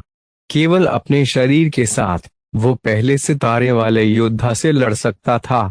पवन विद्युत हथेली, 3रा स्तर, निम्न स्तर के समान। पार्थ को जो पता था उसके अनुसार कबीले में कुछ ही लोग थे जिन्होंने मध्यम श्रेणी की नश्वर तकनीक को निम्न स्तर तक प्रशिक्षित किया था। पवन रुख की 4 तकनीकें, उसने पहले 3 को पूरी तरह से समझ लिया था और आखिरी को भी 70 से 80% समझ लिया गया था, लेकिन फिर भी आक्रामकता के मामले में चौथे रुख की अपेक्षा 3रा रुख ज्यादा बेहतर है। भ्रामक मछली चित्र, 5वें बदलाव तक पूरी तरह से समझ में आ गया था। भले ही भ्रामक मछली चित्र में कोई आक्रामक शक्ति नहीं थी, लेकिन ये आक्रामक तकनीकों और सरणियों में बहुत मददगार थी। उदाहरण के लिए, जब पार्थ ने अपनी आक्रामक तकनीकों में भ्रामक मछली चित्र से प्राप्त ज्ञान को मिला दिया तो उसके हमले भ्रामक हो गए थे, जिससे प्रतिद्वंद्वी धोखा खा जाते थे। भ्रामक मछली चित्र भ्रम शब्द पर केंद्रित थी, इसलिए पार्थ ने इसे समझना शुरू किया था। ये सोचते हुए ही पार्थ को एहसास हुआ कि उसके पास वास्तव में केवल 2 तकनीकें थे जिनके बारे में अधिक सोचने की जरूरत थी, रजत दीवार तकनीक और पवन विद्युत हथेली। उसकी रजत दीवार तकनीक 11 स्तरों में से 10वें स्तर पर पहुंच चुकी थी, लेकिन जब वो दूसरे सितारे पर पहुंचेगा तो ये बहुत अधिक काम नहीं आएगा। उसकी रजत दीवार तकनीक 11 स्तरों में से 10वें स्तर पर पहुंच चुकी थी, लेकिन जब वो दूसरे सितारे पर पहुंचेगा तो ये बहुत अधिक काम नहीं आएगा। जबकि पवन विद्युत हथेली वो आध्यात्मिक मंडल के 6ठे सितारे तक भी प्रशिक्षित किया जा सकता था। पार्थ दूसरी सुबह जल्दी उठा और गुप्त अभियान विभाग में गया। पार्थ भाई, आपका नेत्र कवच तैयार हो गया है। प्रशिक्षु लोहार ने उसे हथेली के आकार का एक धातु का नेत्र कवच दिया। नेत्र कवच बहुत ही नाजुक था और उसकी सतह चांदी की थी, जिसे छूने पर ठंडा और चिकना महसूस हो रहा था। ये नेत्र कवच विशेष है क्योंकि ये आध्यात्मिक मंडल के पहले सितारे के साधकों के हमलों को रोक सकता है। प्रशिक्षु लोहार ने पार्थ की आंख पर नेत्र कवच को बांधते हुए समझाया। पार्थ को एक ठंडक का एहसास हुआ और उसकी दाहिनी आंख पूरी तरह से ढक गई थी। प्रशिक्षु लोहार ने पार्थ की आंख पर नेत्र कवच को बांधते हुए समझाया। पार्थ को एक ठंडक का एहसास हुआ और उसकी दाहिनी आंख पूरी तरह से ढक गई थी। बहुत अच्छा, पार्थ ने संतोष में सिर हिलाया। उसके लंबे नीले बाल हवा में लहरा रहे थे और अपने नेत्र कवच के साथ वे 30% दुष्ट और 70% आकर्षक लग रहा था। उसके बगल में खड़ा प्रशिक्षु लोहार भी पार्थ के इस रूप को देखकर रुक गया। उसने महसूस किया कि पार्थ की आभा में एक अवर्णनीय परिवर्तन आ गया था। तो क्या होगा आगे? पार्थ ने आखिर अपनी दिव्य आंख पर नेत्र कवच क्यों लगा लिया? और क्या होगा जब सभी को उसकी आंख के इस बदलाव के बारे में पता चलेगा? जानने के लिए आगे के चैप्टर पढ़ें। और कृपया लाइक, कमेंट और शेयर करना ना भूलें। 6145 देशांतरिक्ष शिष्य। जैसे ही उसकी दाहिनी आंख उस नेत्र कवच से ढकी गई, उसकी सारी दिव्य शक्तियां लुप्त हो गई थी, लेकिन उसे अभी भी खुद पर पूरा भरोसा था कि वो आध्यात्मिक मंडल के पहले या दूसरे सितारे की योद्धाओं को आसानी से हरा सकता है। इसकी वजह यह थी कि उसका शरीर रहस्यमय दाहिनी आंख की वजह से काफी बदल गया था और उसकी प्रतिक्रिया की गति दूसरों की तुलना में बहुत तेज हो चुकी थी। पहले भी जब किसी के साथ मुकाबला करता था, तो उसने सामान्य परिस्थितियों में अपनी दिव्य दाहिनी आंख का इस्तेमाल कभी नहीं किया था। हाँ, अगर स्थिति विकट हो जाती थी, तो वो जरूर इसका इस्तेमाल करता था। अगर मैं अपनी दिव्य दाहिनी आंख की शक्ति को अवरुद्ध कर देता हूँ, तो मेरी समग्र शक्ति आधी हो जाएगी, पार्थ ने अनुमान लगाया। वैसे तो ये अतिशयोक्तिपूर्ण लग सकती है कि उसकी ताकत आधी हो गई है, लेकिन उसकी आंख की शक्तियों के जागृत होने के बाद ये कहना गलत नहीं था। हर बार जब उसकी चेतना उसकी दिव्य दाहिनी आंख के आयाम में प्रवेश करती थी, तो वो एक प्राचीन आभा को महसूस कर सकता था। यहाँ तक कि दाहिनी आंख की वजह से अब पार्थ के पास एक बहुत ही प्रभावी हमला भी था, जो किसी भी प्रतिद्वंद्वी के खिलाफ कारगर साबित होगा। लेकिन अफसोस की बात यह थी कि इसे आसानी से इस्तेमाल नहीं किया जा सकता था। एक बार दिव्य आंख सक्रिय हो जाने के बाद ये कबीले के प्रमुख लोगों का ध्यान आकर्षित कर सकती है और फिर पार्थ का रहस्य उजागर हो जाएगा। इसलिए उसे फिलहाल के लिए अपनी शक्तियों को सभी से छुपाने की जरूरत थी। गुप्त अभियान विभाग छोड़ने के बाद पार्थ नई खबर का इंतजार करने के लिए बाहरी शिष्य विभाग में लौट आया। यदि कोई दुर्घटना नहीं होती, तो वो आज एक आंतरिक शिष्य बन जाएगा। अब तक तो कई शिष्यों को भी पार्थ के आध्यात्मिक मंडल में पहुंचने की खबर मिल चुकी थी। पार्थ की क्षमता औसत है, लेकिन फिर भी वो इतनी जल्दी आध्यात्मिक मंडल तक पहुंचने में कामयाब रहा, वे सब इस खबर से हैरान थे। भले ही पार्थ शीर्ष बाहरी शिष्य था, लेकिन कोई भी उसके अधीन रहने के इच्छुक नहीं था, क्योंकि कबीले के अन्य शिष्यों की तुलना में उसकी क्षमता कम थी। हे, तुम कुछ नहीं जानते। पार्थ दो प्रमुखों का चहेता है और उनमें से एक जड़ी बूटी विभाग के हैं। फिर तो ये कोई आश्चर्य की बात नहीं है। उसकी जगह अगर मैं होता तो मैं भी अब तक आध्यात्मिक मंडल तक पहुंच जाता। बाहरी शिष्यों के बीच पार्थ के आध्यात्मिक मंडल में पहुंचने की चर्चा हो रही थी, क्योंकि पार्थ की क्षमता बहुत ही औसत थी और साथ ही उसकी उम्र कम थी। हालांकि पार्थ ने इन बाहरी शिष्यों को समझाने की कोई जहमत नहीं उठाई। उसे तो बस इंतजार करना था और उस दोपहर ही आचार्य बलभद्र ने आखिरकार पार्थ को इसकी सूचना दे दी। पार्थ, बधाई हो, अब आप एक आंतरिक शिष्य बन गए हैं और अंतिम परिणाम का इंतजार करने के लिए आप आंतरिक शिष्य विभाग में जा सकते हैं, आचार्य बलभद्र ने मुस्कुराते हुए कहा। कबीले की प्रवेश परीक्षा समाप्त होने के बाद आचार्य बलभद्र ने दो उप प्रमुख के कारण पार्थ पर ध्यान देना शुरू कर दिया था। उसके बाद पार्थ ने जड़ी बूटी विभाग, गुप्त अभियान विभाग और बाहरी शिष्य विभाग में असाधारण प्रदर्शन किया, जिसके कारण आचार्य बलभद्र की नजरों में उसकी अहमियत काफी बढ़ गई थी। पार्थ की प्रतिभा और उम्र के से उसकी उपलब्धियां बड़ी अविश्वसनीय थी। धन्यवाद आचार्य बलभद्र। पार्थ खुशी से भर गया और उसने तुरंत आचार्य बलभद्र को धन्यवाद दिया। बाहरी शिष्य विभाग छोड़ने के बाद पार्थ ने विक्रांत और विशेष को भी अलविदा कह दिया। कई शिष्य ऐसे भी थे जिन्होंने पार्थ को दूर जाते हुए देखा। आखिरकार वो कमीना बाहरी शिष्य विभाग से जा रहा है। रेहान, रेणुका और अन्य स्थानापन्न आंतरिक शिष्यों ने एक लंबी सांस छोड़ी। अब जब पार्थ आंतरिक शिष्य बन गया था, तो उनके पास पहले स्थान के लिए लड़ने का मौका था। लेकिन पार्थ के बारे में सोचकर उनकी अभिव्यक्ति थोड़ी मंद थी।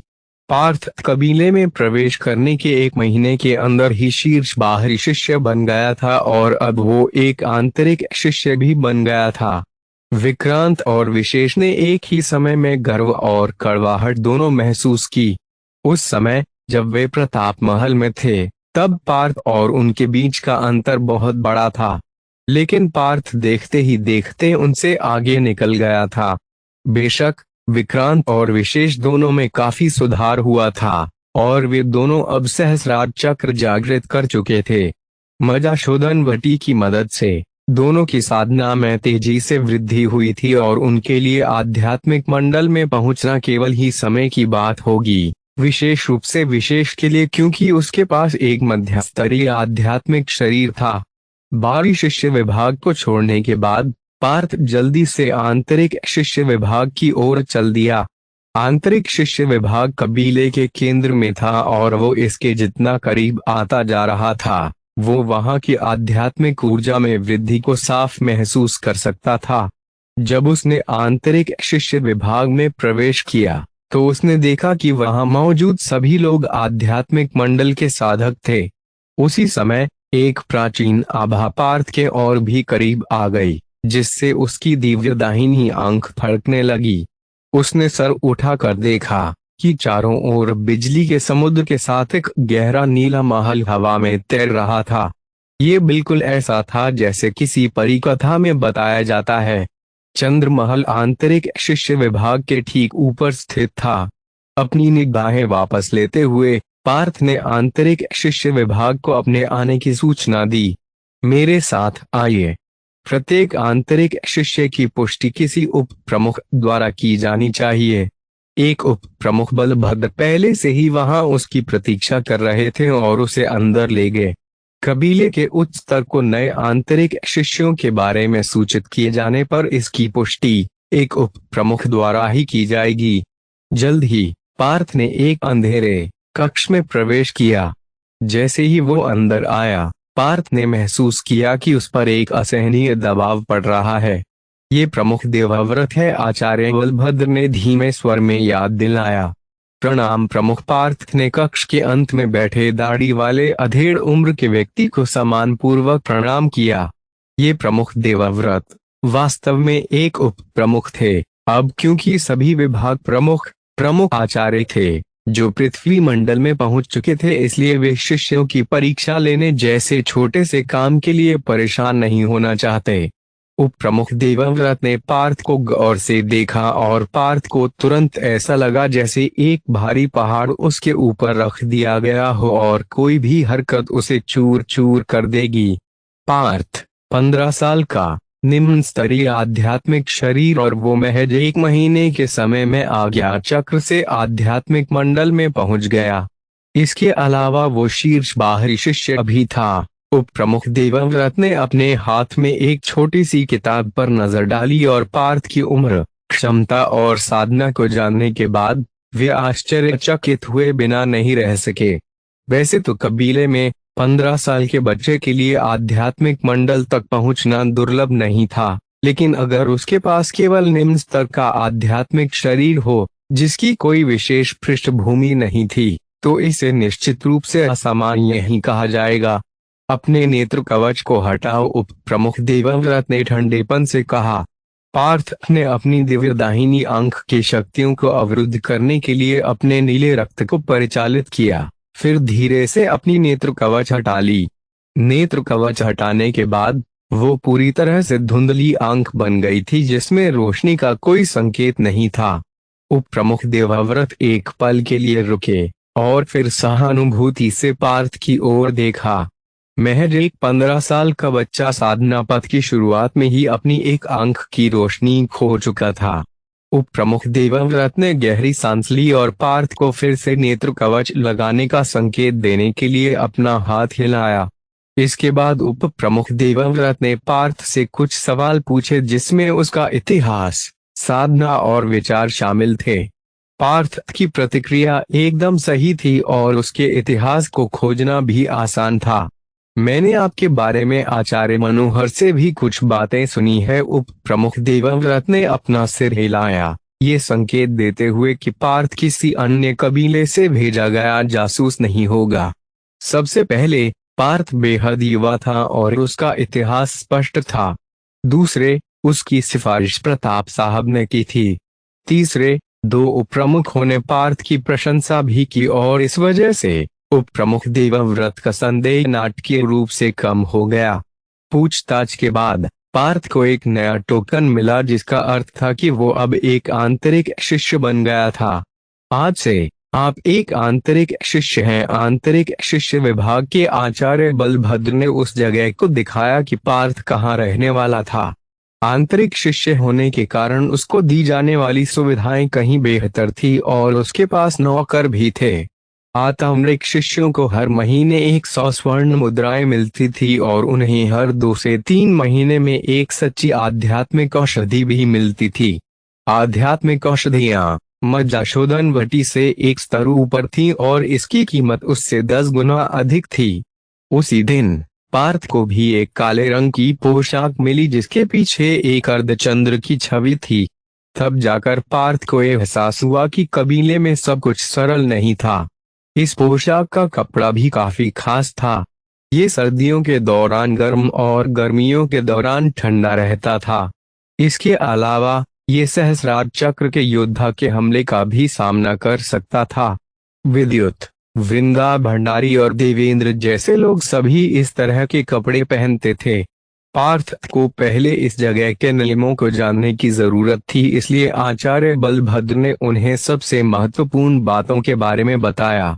कबीले के अंदर 30 वर्ष की आयु से अधिक का कोई भी आंतरिक शिष्य नहीं रहता है। एक बार जब वे 30 वर्ष के हो जाते थे तो वे शिष्य नहीं माने जाते थे, बल्कि उन्हें विभिन्न कार्यों के प्रबंधन के लिए बाहर भेज दिया जाता था। आंतरिक शिष्यों के बीच अपनी एक वरीयता प्रणाली भी थी। अर्धचंद्र कबीले में लगभग 100 के करीब आंतरिक शिष्य थे और केवल शीर्ष 10 को ही मूल शिष्य कहा जाता था। मूल शिष्यों की ताकत भयानक होती थी। वे सभी कम से कम आध्यात्मिक मंडल के चौथे आकाश तक पहुंच चुके थे और वे कबीले के प्रमुख आचार्यों के शिष्य थे। इसके अलावा शीर्ष मूल शिष्य को प्रमुख शिष्य का दर्जा दिया गया। इस पीढ़ी का प्रमुख शिष्य की साधना आध्यात्मिक मंडल के छठे सितारे तक पहुंच चुका और वो सभी 13 कबीलों के बीच थोड़ा प्रसिद्ध भी था। मूल शिष्य, प्रमुख शिष्य, पार्थ से उत्साह से सोचा। विद्युत और देवेंद्र जैसे लोगों के पास उतनी शक्ति और अधिकार नहीं होंगे जितने कि मूल शिष्यों के पास होते थे। बहन रोहिणी अवश्य ही एक मूल शिष्या होनी चाहिए, जो उस दिन से सहस्त्रपर्ण ताल में पार्थ से मिली थी, क्योंकि वो आध्यात्मिक मंडल के चौथे सितारे पर पहुंच चुकी थी। बहन रोहिणी के बारे में सोचते हुए पार्थ ने एक ठंडी हिचकी ली, लेकिन वृंदा भंडारी को याद करते ही वो कृतज्ञता से भर गया। अपने भवन से बाहर निकलते हुए पार्थ ने ये देखना शुरू किया कि उसका पड़ोसी कौन थे और उसने पाया कि जब्बार, राजकुमारी मीनाक्षी और साथ ही नकुल, जो उससे पहले शीर्ष बाहरी शिष्य था, सभी के भवन पास में ही थे। वे सभी अभी कुछ समय पहले तक बाहरी शिष्य थे, इसलिए वे काफी करीब थे। पार्थ जब्बार का मुंह खुला हुआ था, जैसे उसने कोई भूत देख लिया हो। उसने बिल्कुल भी नहीं सोचा होगा कि पार्थ कभी भी आंतरिक शिष्य बन पाएगा।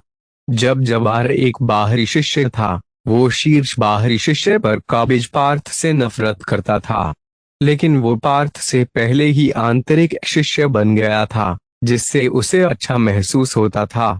लेकिन उसे उम्मीद नहीं थी कि पार्थ भी उसके कुछ दिनों बाद ही आंतरिक शिष्य बन जाएगा। पार्थ भाई राजकुमारी मीनाक्षी और नकुल एक के बाद एक बाहर आ गए और उनके भाव बेहद रंगीन थे। उन्होंने पार्थ को ऐसे देखा जैसे उन्होंने कोई भूत देख लिया हो। तो क्या होगा आगे? जब्बार, मीनाक्षी और नकुल पार्थ के साथ कैसा व्यवहार करेंगे? और क्या होगा जब देवेंद्र और आचार्य अधिराग को इसके बारे में पता चलेगा? जानने के लिए आगे के चैप्टर पढ़ें और कृपया लाइक, कमेंट और शेयर करना ना भूलना। 6146 आंतरिक शिष्य सभा में पंगा। दोस्तों, मुझे उम्मीद है कि आपको दैशजनीतोत्गाधुद की कहानी भी जरूर पसंद आएगी, इसलिए एक बार उसे पढ़कर जरूर देखना। महगथा अब आगे की कहानी। क्या वो लड़का इतनी जल्दी आंतरिक शिष्य भी बन गया? देवेंद्र का मुंह खुला रह गया और उसकी मूल रूप से शांत रहने वाली अभिव्यक्ति भी बदसूरत हो गई। ये खबर उसे अभी अभी आंतरिक शिष्य विभाग से मिली थी। पार्थ अंतिम परीक्षा उत्तीर्ण करके एक आधिकारिक आंतरिक शिष्य बन गया था। सब कुछ बहुत तेजी से हुआ। पार्थ ने अभी कुछ दिन पहले ही तो शीर्ष बाहरी शिष्य बना था और अब वो आध्यात्मिक मंडल में भी पहुंच गया था। यहाँ तक कि आध्यात्मिक मंडल में पहुंचने के 2 दिनों के अंदर ही उसे आंतरिक शिष्य के रूप में स्वीकार भी कर लिया गया था। इस खबर को जानने के बाद देवेंद्र का मन अब साधना करने में नहीं लग रहा था। 1 महीने पहले तक पार्थ उसके लिए एक चींटी के बराबर था, जिसकी साधना महज आज्ञा चक्र की थी।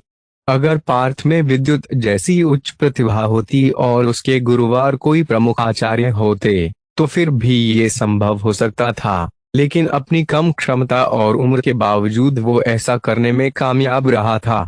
यहाँ तक कि देवेंद्र को भी सहस्रार चक्र से आध्यात्मिक मंडल में पहुंचने में लगभग 2 साल का समय लग गया था। नहीं, मुझे ये समाचार गुरुदेव को अवश्य ही बताना चाहिए। देवेंद्र स्थिर नहीं बैठ सका और वो तुरंत आचार्य अधिरा के भवन की ओर चल पड़ा। आचार्य साधना के दौरान घायल हो गए थे, इसलिए वो अभी स्वास्थ्य लाभ ले रहे हैं, सेवक ने जानकारी देते हुए कहा। घायल देवेंद्र दंग रह गया। फिर उसे जो जानकारी मिली उसके अनुसार परसों कबीले में 1 से ज्यादा आचार्य घायल हो गए थे।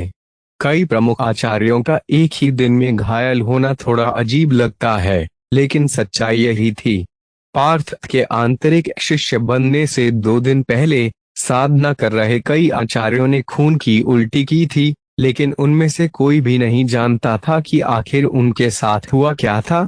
ये देखते हुए कि गुरुदेव स्वास्थ्य लाभ ले रहे थे, देवेंद्र केवल अन्य गुरुवार भाइयों से संपर्क कर सकता था। आचार्य अधिरा के 4 प्रमुख शिष्य थे और उन सभी में विद्युत के पास सबसे अधिक क्षमता थी। देवेंद्र आचार्य अधिरा का तीसरा शिष्य था और वो आध्यात्मिक मंडल के तीसरे सितारे में था। देवेंद्र से पहले आचार्य अधिरा के 2 शिष्य और थे, जिनमें पहला शिष्य नंद किशोर सबसे पुराना था और वो आध्यात्मिक मंडल के 5वें सितारे पर पहुंच गया था। लेकिन अब उसकी उम्र 30 वर्ष से अधिक हो गई थी, इसलिए अब वो एक विभाग के उप प्रमुख का पद संभाल रहा है। दूसरा शिष्य केशव अभी साल का भी नहीं हुआ है, लेकिन वो आध्यात्मिक मंडल के 4थे सितारे पर पहुंच गया था और अब वो कबीले के 10 मूल शिष्यों में से एक है। उसी दिन आचार्य अधिरा के सभी शिष्य एकत्रित हुए। पहला शिष्य नंद किशोर एक अभियान पर कबीले से बाहर गया था। दूसरा शिष्य केशव, तीसरा शिष्य देवेंद्र, चौथा शिष्य विद्युत। आप कह रहे हैं कि वो एक आंतरिक शिष्य बन गया है। विद्युत बेहद हैरान था। वो जानता था कि प्रताप साहब के शिष्यों में किसके पास कितनी क्षमता है और उसे पता था कि उसके अलावा विशेष के पास ही सबसे अधिक क्षमता थी। उसने पहले सोचा था कि विशेष सबसे पहले आंतरिक शिष्य बनेगा, लेकिन विशेष की कोई मजबूत पृष्ठभूमि नहीं थी, इसलिए उसने उम्मीद की थी कि विशेष को आंतरिक शिष्य बनने में कम से कम 1 वर्ष की आवश्यकता होगी। पता नहीं क्यों, पर मुझे लगता है कि वो लड़का बहुत ही अजीब है। पार्थ का उल्लेख करते ही देवेंद्र कुछ निराश हो गया था। उसने इससे पहले पार्थ और उसके गुरुवार भाइयों को कुचलने की कई कोशिशें की थी, लेकिन उनमें से कोई भी काम नहीं आया। विद्युत भाई, क्या इस पार्थ में कुछ खास है? दूसरे शिष्य केशव ने मुस्कुराते हुए पूछा। कबीले का एक मूल शिष्य होने के नाते केशव ने अभी अभी एक आंतरिक शिष्य बने किसी व्यक्ति को लेकर बिल्कुल भी परेशान नहीं था, लेकिन उसे बस थोड़ी सी दिलचस्पी हो रही थी। ये लड़का, पार्थ का उल्लेख करते हुए विद्युत की बाहें टेढ़ी होगी, क्योंकि वो पहले भी पार्थ से हार चुका था। उदाहरण के लिए याददाश्त के मामले में और जानवरों के आक्रमण के दौरान युद्ध अंग के मामले में। बेशक विद्युत जैसा अभिमानी व्यक्ति इसका उल्लेख नहीं करने वाला था। वैसे तो उसकी क्षमता औसत है, लेकिन उसकी याददाश्त बहुत अच्छी है और वो शारीरिक सुदृढ़ीकरण तकनीक पर ध्यान केंद्रित करता है। साथ ही उसकी युद्ध कला भी बहुत शक्तिशाली है। विद्युत ने पार्थ की समीक्षा करते हुए कहा। हाँ हाँ हाँ, केशव ने हंसते हुए कहा, जब ये लड़का बाहरी शिष्य था तो हम उसके साथ कुछ नहीं कर सकते थे, लेकिन अब जब वो एक आंतरिक शिष्य बन चुका है तो उसे सबक सिखाना बहुत आसान हो गया है। ये बात बिल्कुल सही है। देवेंद्र की आंखें चमक उठीं। बाहरी शिष्य और आंतरिक शिष्य दो अलग अलग विभाग थे जो मिश्रित नहीं होते थे, लेकिन अब पार्थ उनके विभाग में प्रवेश कर चुका था। इतनी छोटी सी बात के लिए गुरुदेव को परेशान करने की कोई जरूरत नहीं है। इसके बजाय हम उसके साथ थोड़ा खेल सकते हैं। केशव के चेहरे पर एक कुटिल मुस्कान आ गई। क्या आपके पास पहले से ही कोई योजना है? देवेंद्र खुश हुए बिना नहीं रह सका। केशव कबीले का एक मूल शिष्य था जो कि अपना अपमान करने वालों को धूल में मिला देता था। आंतरिक शिष्य विभाग। पार्थ, जब्बार, राजकुमारी मीनाक्षी और नकुल सभी एक ही कमरे में मौजूद थे। अभी तक तीनों सदमे से बाहर नहीं आ पाए थे। पार्थ के प्रदर्शन ने उन्हें चौंका दिया था। 15 साल की उम्र ही वो शीर्ष बाहरी शिष्य बन गया था और सिर्फ एक महीने में आंतरिक शिष्य भी बन गया था। पार्थ से पहले शीर्ष बाहरी शिष्य रह चुके नकुल को भी इस बात पर विश्वास नहीं हो रहा था, लेकिन सबसे पहले उसने ही मुस्कुराकर कहा, मुझे विश्वास है कि हम कुछ वर्षों बाद आंतरिक शिष्य के रूप में मिलेंगे। कुछ सालों का समय। उस समय नकुल ने सोचा था कि पार्थ के निम्न स्तरीय आध्यात्मिक शरीर के साथ उसे कम से कम 2-3 साल की आवश्यकता होगी, लेकिन अब जब्बार और राजकुमारी मीनाक्षी दोनों ने इस वास्तविकता को स्वीकार करने के बाद खुद को हारा हुआ महसूस किया। चूंकि अब हम सभी आंतरिक शिष्य बन चुके हैं तो हम सभी एक दूसरे का ख्याल रख सकते हैं। नकुल हंसा और कमरे का माहौल सामान्य हो गया। क्योंकि पार्थ उन सब के बाद आंतरिक शिष्य बना था, इसलिए उसके पास नकुल और बाकियों से पूछने के लिए कुछ चीजें थीं। उन सभी ने उसके सवालों का अच्छी तरह से जवाब दिया। हम अभी अभी आंतरिक शिष्य बने हैं और हमारी साधना कम भी है, इसलिए हमें अपने हर कार्य में सावधानी बरतनी चाहिए। हम अन्य आंतरिक शिष्यों, विशेष रूप से मूल शिष्यों को अपमानित नहीं कर सकते हैं। नकुल ने आप भरी। जब उसने मूल शिष्यों का उल्लेख किया तो सभी ने आह भरी।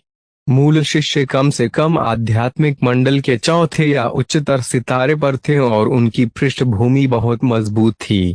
कबीला अभी काफी शांत है। अधिकांश शिष्य अब से 3 महीने बाद होने वाली चंद्रमहल प्रतियोगिता की तैयारी कर रहे हैं। राजकुमारी मीनाक्षी ने अफसोस और अनिच्छा से आप भरी। चंद्रमहल प्रतियोगिता हर 5 साल में केवल एक बार होता था और कई आंतरिक शिष्य इसमें प्रवेश करने के लिए जी तोड़ मेहनत कर रहे थे, लेकिन उन तीनों को खुद से ज्यादा उम्मीद नहीं थी। इसमें भाग लेना बहुत कठिन है। जब्बार ने भी अपना सिर हिलाया। पिछले अनुभव के अनुसार प्रतियोगिता में प्रवेश करने के लिए किसी को कम से कम आध्यात्मिक मंडल के तीसरे सितारे का योद्धा होना चाहिए, लेकिन सौभाग्य से जिन शिष्यों ने 5 वर्ष पहले प्रवेश किया था उन्हें इस बार प्रवेश नहीं करने दिया जाएगा। चंद्रमहल प्रतियोगिता के नियम के अनुसार प्रवेश करने वालों की आयु 25 वर्ष से अधिक नहीं होनी चाहिए और वे केवल एक ही बार प्रवेश कर सकते हैं। इसलिए पुराने आंतरिक शिष्य इसमें प्रवेश नहीं कर सकते, लेकिन फिर भी प्रतियोगिता काफी भयंकर होती है। जब्बार और बाकी लोग अभी अभी ही आंतरिक शिष्य बने थे, इसलिए उनमें आत्मविश्वास की कमी थी। हो सकता है कि केवल विद्युत और प्रतीक जैसी शीर्ष प्रतिभा, जिनके गुरुवार प्रमुख आचार्यों में से एक थे, को ही प्रवेश करने का मौका मिल सकता था। अंत में बोलते हुए नकुल ने पार्थ को चेतावनी दी, याद रखें कि आपके पास आंतरिक शिष्य बनने के बाद एक बार फिर से पवित्र भवन में प्रवेश करने का मौका है। दोनों एक समय में शीर्ष बाहरी शिष्य रह चुके थे और वे जानते थे कि ये कितना लाभदायक हो सकता है। पवित्र भवन में बने ऊर्जा जाल को याद करते ही पार्थ की आंखें चमक उठीं। वहां मौजूद सभी स्वर्ण पत्र धुंध में तैरते रहते हैं जो एक ऊर्जा जाल से ढकी हुई थी। यदि कोई ऊर्जा जाल को निष्क्रिय कर दे तो वो पवित्र भवन से कई और तकनीक प्राप्त कर सकता है। ये विचार बहुत ही आकर्षक था। ये ध्यान देने योग्य बात की कि पवित्र भवन में सभी तकनीकें बेहतरीन थी और इनमें उच्च और शीर्ष श्रेणी की नश्वर तकनीकें शामिल थी। बेशक पार्थ को ऊर्जा जाल को निष्क्रिय करने का कोई भरोसा नहीं था क्योंकि पवित्र भवन का ऊर्जा जाल बहुत ही जटिल था और भले ही पार्थ किसी तरह से ऐसा कर भी ले तो इमारत की रखवाली करने वाले बुजुर्ग इस बारे में जान जाएंगे। लेकिन एक ऊर्जा जाल जितना जटिल होता है उसमें उतनी ही अधिक खामियां भी होती है। पार्थ को ऊर्जा जाल को तोड़ने की जरूरत नहीं थी। अगर उसे सिर्फ एक खामी भी मिल गई तो उसे तोड़ने की काफी संभावना थी। उस रात पार्थ ने अपनी दिव्य दाहिनी आंख के आयाम में संरक्षित ऊर्जा जाल की संरचना को तोड़ना शुरू कर दिया। वो ऊर्जा जाल बेहद जटिल था और भले ही पार्थ की दिव्य दाहिनी आंख की शक्तियां बढ़ गई थी फिर भी उसने बहुत अधिक प्रतिरोध महसूस किया। हालांकि अभी भी उसने काफी प्रगति कर ली थी। यदि गुप्त अभियान विभाग के आचार्य मनोहर यहाँ होते तो वे शायद अवाक रह जाते। ये जानना होगा कि पवित्र भवन की सरणियां बेहद प्राचीन थीं और कबीले के सर्वश्रेष्ठ सरणी गुरुवार भी इसका 20 से 30% भाग ही समझ सकते थे। लेकिन पार्थ जैसा नौसिखिया केवल एक बार देखने से ही सरणी का विश्लेषण कर सकता है। ये अपने आप में अविश्वसनीय घटना थी। मेरे शरीर में 2 आध्यात्मिक शक्तियां हैं जिन्हें एक साथ मिलाने की जरूरत है। जब मैं पहले सितारे के अंतिम चरणों में पहुंच जाऊंगा तो मुझे एक और आध्यात्मिक शक्ति की तकनीक प्राप्त करने के लिए पवित्र भवन में जाऊंगा। पार्थ ने योजना बनाई और अगले कुछ दिनों तक वो अपनी दोनों आध्यात्मिक शक्तियों को मिलाने की कोशिश करता रहा और साथ ही पवित्र भवन के ऊर्जा जाल की संरचना को समझने का प्रयास जारी रखा। चूंकि वो अब एक आंतरिक शिष्य बन गया था और न ही वो जानता था कि देवेंद्र, आचार्य अधीरा और बाकी लोग उसके खिलाफ किस तरह की योजना बनाएंगे, इसलिए पहले से तैयारी कर लेना ही बेहतर था क्योंकि वो हमेशा के लिए भवन में नहीं रह सकता था। 7वां दिन। टन टन। अचानक से आंतरिक शिष्य विभाग में घंटी बजने की आवाज गूंज उठी। आंतरिक शिष्य सभा सभी आंतरिक शिष्य अपने बिस्तर से उठ गए या साधना से अपनी आंखें खोल लीं। आंतरिक शिष्य सभा का आयोजन आंतरिक शिष्य विभाग के प्रमुख द्वारा किया जाता था और ये महीने में एक बार होता था। ये सबसे बड़ी सभाओं में से एक है। जवार बेहद उत्साहित था। राजकुमारी मीनाक्षी और नकुल भी अपने अपने भवन से बाहर आ गए और वे चारों एक साथ आंतरिक शिष्य विभाग के मुख्य भवन की ओर चल पड़े। शिष्यों ने धीरे धीरे आंतरिक शिष्य विभाग के आसपास इकट्ठा होना शुरू कर दिया और उनकी साधना ज्यादातर दूसरे सितारे या उससे ऊपर की थी। पार्थ और अन्य नए आंतरिक शिष्य उनकी तुलना में कमजोर थे, इसलिए पुराने आंतरिक शिष्य उन्हें तिरस्कार से देख रहे थे। एक लंबी नाक वाले युवक ने पार्थ और उसके साथियों की तरफ देखा।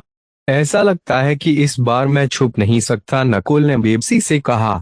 पार्थ लंबी नाक वाले युवक को देखे बिना नहीं रह सका। राजकुमारी मीनाक्षी ने उसे धीमे स्वर में बताया कि लंबी नाक वाले युवक का नाम जसप्रीत था जो आध्यात्मिक मंडल के दूसरे सितारे पर था। उसका छोटा भाई एक बाहरी शिष्य था। तब उसे नकुल ने जमकर पीटा था क्योंकि वो बहुत अहंकारी था। इसलिए जब नकुल आंतरिक शिष्य बना तो जसप्रीत उसके भवन पर आया और अपने भाई का बदला लेने की कोशिश की, लेकिन नकुल ने अपने दिमाग का इस्तेमाल किया और छिप गया। लेकिन आज यहाँ सभी आंतरिक शिष्य मौजूद हैं, इसलिए वो छिपने की कोशिश भी करता तो छिप नहीं पाता। तो क्या होगा आगे? क्या नकुल इस मुसीबत से बच पाएगा और क्या पार्थ अपने दोस्त की मदद करेगा? जानने के लिए आगे के चैप्टर पढ़े और कृपया लाइक, कमेंट और शेयर करना ना भूलना। 6147 पवन विद्युत हथेली की शक्ति क्या हुआ दोस्तों? कुछ दिन से मैं देख रहा हूँ कि आप लोग लाइक और शेयर बिल्कुल भी नहीं कर रहे हो। क्या नए चैप्टर आप लोगों को पसंद नहीं आ रहे हैं? कोई समस्या हो तो आप कमेंट करके बता सकते हैं, लेकिन कृपया लाइक और शेयर बिल्कुल भी ना रोकें। अब आगे की कहानी। इधर राजकुमारी मीनाक्षी पार्थ से धीमी आवाज में बात कर ही रही थी कि तभी लंबी नाक वाले जसप्रीत ने ठंडी अभिव्यक्ति के साथ नकुल पर अपनी आभा का दबाव लगा। तुम चारों जल्दी से यहाँ आओ। जसप्रीत की बाहें टेढ़ी होगी जब उसने पार्थ और उसके साथियों ठंडी दृष्टि डाली। वैसे तो उसका असली शिकार नकुल था, लेकिन अगर उसके साथियों को दूसरों के मामले में नाक घुसाने का इतना ही शौक है तो उसे उन सबको सबक सिखाने से भी कोई गुरेज नहीं था। जसप्रीत के पीछे दो आंतरिक शिष्य चंचल भावों के साथ खड़े थे। वे दोनों दूसरे सितारे पर भी पहुंच चुके थे। वे तीनों ही आध्यात्मिक मंडल के दूसरे सितारे में थे, जो प्रताप साहब के ही समान था। पार्थ भाई, जब्बार भाई, बहन मीनाक्षी, मैं तुम लोगों को बेवजह परेशानी में नहीं डालना चाहता, इसलिए इस मामले को मुझे संभालने दो। नकुल अकेले आगे बढ़ गया। वो दूसरों को अपने मामले में शामिल नहीं करना चाहता था। जबार ने एक सांस छोड़ी और उसने ही तुरंत अपने और नकुल के बीच एक दूरी बना ली। जसप्रीत और उसके सभी साथी आध्यात्मिक मंडल के दूसरे सितारे के योद्धा थे और वो ऐसे लोगों को नाराज नहीं करना चाहता था।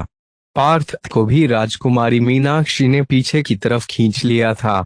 कबीला शिष्यों को आपस में मुकाबला करने की अनुमति देता है, लेकिन क्योंकि यहाँ पर हर आंतरिक शिष्य इकट्ठा हो रहे हैं, इसलिए वे अपनी सीमा नहीं लागेंगे। राजकुमारी मीनाक्षी ने पार्थ को समझाया। ये स्पष्ट था कि वो और जब्बार नकुल के मामलों में शामिल नहीं होना चाहते थे। भले ही उनका आपसी रिश्ता अच्छा था, लेकिन वे उसके लिए पुराने आंतरिक शिष्यों को नाराज नहीं करना चाहते थे। हा हा हा नकुल, आज कोई भी तुम्हारी मदद करने की हिम्मत नहीं करेगा। जसप्रीत अहंकार से हंसा। उसने पार्थ और बाकी दोनों को पीछे हटते देख खुश हो गया। भले ही नकुल अकेले रहने की तैयारी कर चुका था, लेकिन फिर भी अपने साथियों को पीछे हटते देख उसका दिल थोड़ा निराश हो गया। शिष्यों ने जल्द ही दोनों के लिए पर्याप्त जगह बना दी और किसी ने भी बेवजह हस्तक्षेप नहीं किया।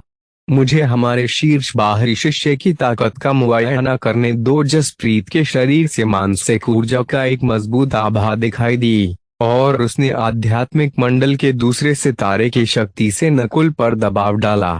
प्रत्येक सितारे के बीच शक्ति का अंतर स्वर्ग और पृथ्वी की तरह था। दूसरे सितारे के साधक की आध्यात्मिक शक्ति पहले सितारे से 2 गुना ज्यादा होती है।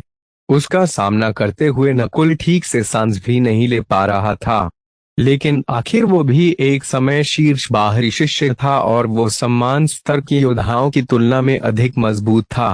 विंग ब्लेड नकुल ने अपना हाथ बाहर निकाला और सफेद रोशनी की एक चमक किसी बर्फ की तरह दिखाई दी। उस तलवार की रोशनी अजीब थी, साथ ही ये बिजली की तरह तेज थी और पंख की तरह शुद्ध सफेद थी। क्रोधित तलवार रोशनी। जसप्रीत ने अपनी तलवार को म्यान से बाहर निकाली और तुरंत ही नकुल के हमले के जवाब में चला दी, जो देखते ही देखते प्रकाश की लहर में बदल गई। डिंग डिंग डिंग। जैसे ही दोनों चालें आपस में टकराई, तत्काल उनके टकराव की आवाजें सुनाई देने लगी। आध्यात्मिक मंडल की शक्ति की तुलना नश्वर मंडल से की नहीं जा सकती थी। यहाँ तक कि हमले के बाद बची हुई ऊर्जा भी सहस्रार चक्र के किसी भी योद्धा को तुरंत मार सकती है। ये नकुल मेरी उम्मीद से बेहतर है। उनके मध्यम श्रेणी की नश्वर ब्लेड तकनीक को उच्च स्तर तक प्रशिक्षित किया है। वो शीर्ष बाहरी शिष्य के योग्य है। वो पहले सितारे पर होते हुए भी दूसरे सितारे के योद्धा के खिलाफ लड़ने में सक्षम है। देखने वाले भी हैरान रह गए। नकुल की ताकत उनकी उम्मीद से ज्यादा मजबूत थी और वो हारता हुआ नहीं दिख रहा था।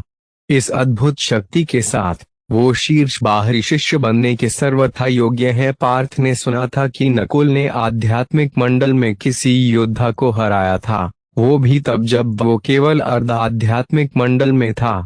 ऐसा लग रहा है कि अब अफवाह सच है। 10 चालें, 20 चालें। जसप्रीत अब बेहद गंभीर हो गया और उसने एक गहरी सांस ली। तभी उसके शरीर से एक मजबूत आध्यात्मिक शक्ति प्रसारित हुई, जिसने उसके हमलों को और अधिक उग्र बना दिया। सभी को लगा कि जसप्रीत की तलवार और भी तेज हो गई है। दोनों तलवारें आपस में फिर से टकरा गई और हवा में चिंगारी चमकी, लेकिन तभी नकुल के बर्फ सी सफेद तलवार पर एक गहरा निशान दिखाई दिया। जसप्रीत की तलवार एक नश्वर श्रेणी का हथियार है, तुमने सही कहा। ये हमारे हथियार निर्माण विशेषज्ञ विभूतिराज द्वारा बनाया गया था और उन्होंने ऐसे केवल 36 हथियार ही बनाए थे। नश्वर श्रेणी की पवित्र तलवार की उपस्थिति ने स्थिति को अचानक से बदल दिया। जब जसप्रीत ने विभूतिराज की तलवार की शक्ति का इस्तेमाल किया तो उसका आक्रमण और भी मजबूत हो गया और कुछ ही हमलों के भीतर नकुल की तलवार टूट गई और उसके पूरे शरीर पर घाव के निशान दिखाई देने लगे। इस दुनिया में कई तरह के हथियार हैं और वे अलग अलग श्रेणियों में विभाजित हैं: नश्वर, आध्यात्मिक, पृथ्वी और आकाश। तकनीकी ही तरह हर श्रेणी को निम्न, मध्यम, उच्च और शीर्ष स्तर में विभाजित किया जाता है। गढ़वाल क्षेत्र में आध्यात्मिक श्रेणी या उच्चतर श्रेणियों के हथियार आमतौर पर विलुप्त हो गए हैं। पार्थ के दिमाग में तुरंत ही एक जानकारी आ गई। उसने कई किताबें पढ़ी थीं और उन सभी को अपने दिमाग में संरक्षित कर लिया था। आध्यात्मिक श्रेणी या उससे ऊपर के हथियारों में अपार शक्ति होती है और वे मजबूत से मजबूत योद्धा को भी मार कर सकते थे। जाहिर तौर पर अर्धचंद्र कबीले के पास भी एक आध्यात्मिक हथियार था और ये कबीले की अमोघ अस्त्रों में से एक था। यहाँ तक कि सबसे कमजोर नश्वर श्रेणी के हथियारों में भी भयानक शक्ति होती है। पार्थ ने महसूस किया कि जसप्रीत की ताकत में लगभग 40 से 50% की वृद्धि हुई थी, जिसमें कम से कम 30% तलवार से और बाकी का 20% उसकी आध्यात्मिक शक्ति के बढ़ने से आया। कुछ ही पलों में नकुल का पूरा शरीर चोटों से भर गया। हे, ऐसा लगता है कि शीर्ष बाहरी शिष्य की ताकत बस इतनी ही है। जसप्रीत के हाथ में नश्वर श्रेणी का हथियार था और वो अभी तक जानबूझकर नहीं जीता था, क्योंकि वो नकुल के साथ खेलना चाहता था। उसके हमले बेहद सटीक थे, जिससे नकुल गंभीर रूप से घायल नहीं हुआ था, लेकिन उसे कई जगह चोट लग चुकी थी। आप जीत गए हैं, इसलिए अब रुक जाए, पार्थ ने अंत में नकुल का पक्ष लेते हुए कहा। अब तक नकुल ने भी आत्मसमर्पण कर दिया था, लेकिन जसप्रीत के चेहरे पर एक कुटिल मुस्कान थी। जब तक वो जमीन पर घुटने टेककर मेरे भाई के सामने क्षमा की भीख नहीं मांगता, तब तक मैं उसे जाने नहीं दूंगा। अचानक पार्थ का शरीर एक धुंध में बदल गया और सीधे जसप्रीत की पीठ की ओर बढ़ गया। बच्चे, रुको, जसप्रीत के दोनों दोस्तों ने चिल्लाते हुए कहा, लेकिन वे समय पर प्रतिक्रिया करने में कामयाब नहीं हुए। पार्थ की गति बहुत तेज थी और साथ ही भ्रम से भरी थी। पवन विद्युत हथेली, नीले बालों और एक आंख वाला युवक अचानक से जसप्रीत के पीछे दिखाई दिया और उसके साथ बिजली की तेज आवाज के साथ अपनी हथेली को जसप्रीत की तरफ बढ़ा दी। जसप्रीत ने केवल अपने कानों को आवाज से कांपते हुए महसूस किया और वो बड़ी मुश्किल से घूम पाया। उसने इस हमले को रोकने के लिए अपनी हथेली आगे बढ़ा दी। आगे बढ़ती हथेली ने, जिसके चारों ओर बिजली की किरणें अदखेलियां कर रही थी, अपनी भयानक आभा ने आसपास के सभी लोगों को चकित कर दिया। ये कितना खतरनाक हमला है। केवल कुछ ही लोग ऐसे थे जो उस हमले को स्पष्ट रूप से देख पाए थे। बूम!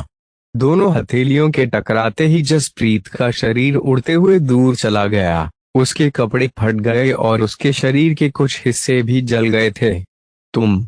तुमने मुझ चुपके से पर हमला किया, जसप्रीत ने कांपते स्वर में कहा। उसका चेहरा पीला पड़ चुका था। हाँ, मैंने चुपके से तुम पर हमला किया, क्योंकि तुम नकुल को हार मानने के बाद भी जाने नहीं दे रहे थे। पार्थ ने अपनी बाहों को अपने सीने के सामने बांधा और जसप्रीत पर ठंडी नजर डाली। वो जसप्रीत ने अपनी आध्यात्मिक शक्ति को बलपूर्वक प्रसारित करने की कोशिश की, लेकिन इसके बजाय उसने अपने मुंह से एक कौट खून उगल दिया। पार्थ की हथेली ने उसे पहले ही गंभीर रूप से घायल कर दिया था और अब उसके मुंह से खून निकल रहा था, लेकिन वो बस खून का घूंट पी कर रह गया। वो कौन सी चाल थी? वहां मौजूद शिष्य अंततः शांत हो गए थे, लेकिन वे अभी भी थोड़े स्तब्ध थे। भले ही पार्थ ने जसप्रीत पर चुपके से हमला किया था, फिर भी वे देख सकते थे कि उस हथेली की शक्ति कितनी भयानक थी। पवन विद्युत हथेली। ये जरूर पवन विद्युत हथेली होना चाहिए।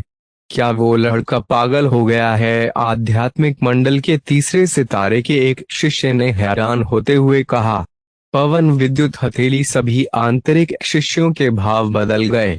जिसने भी पवन विद्युत हथेली में प्रशिक्षण लिया था, वे सब के सब पागल और कमीने थे। कुछ साल पहले पवन विद्युत हथेली को सीखने वाले एक पागल ने इस तकनीक का इस्तेमाल किया था। तब उसने अपने से 2 सितारे अधिक योद्धा को मार दिया था। हालांकि अंत में उसकी भी मृत्यु हो गई थी। इस समय हर कोई पार्थ को सतर्कता से देख रहा था, जैसे वे किसी बम को देख रहे हों जो किसी भी समय फट सकता है। जिस तरह से वे चर्चा कर रहे थे कि सके हिसाब से तो पवन विद्युत हथेली को प्रशिक्षित करने वाला व्यक्ति जरूर पागल ही होगा। एक कहावत थी, निर्बल बलवान से डरता है, बलवान क्रूर व्यक्ति से डरता है और क्रूर व्यक्ति उनसे डरता है जो अपने प्राणों की कद्र नहीं करते। और जिन लोगों ने पवन विद्युत हथेली को प्रशिक्षित किया, वे सभी ऐसे ही लोग थे जिन्हें अपने जीवन की परवाह नहीं थी, क्योंकि ये तकनीक वास्तव में बहुत खतरनाक थी।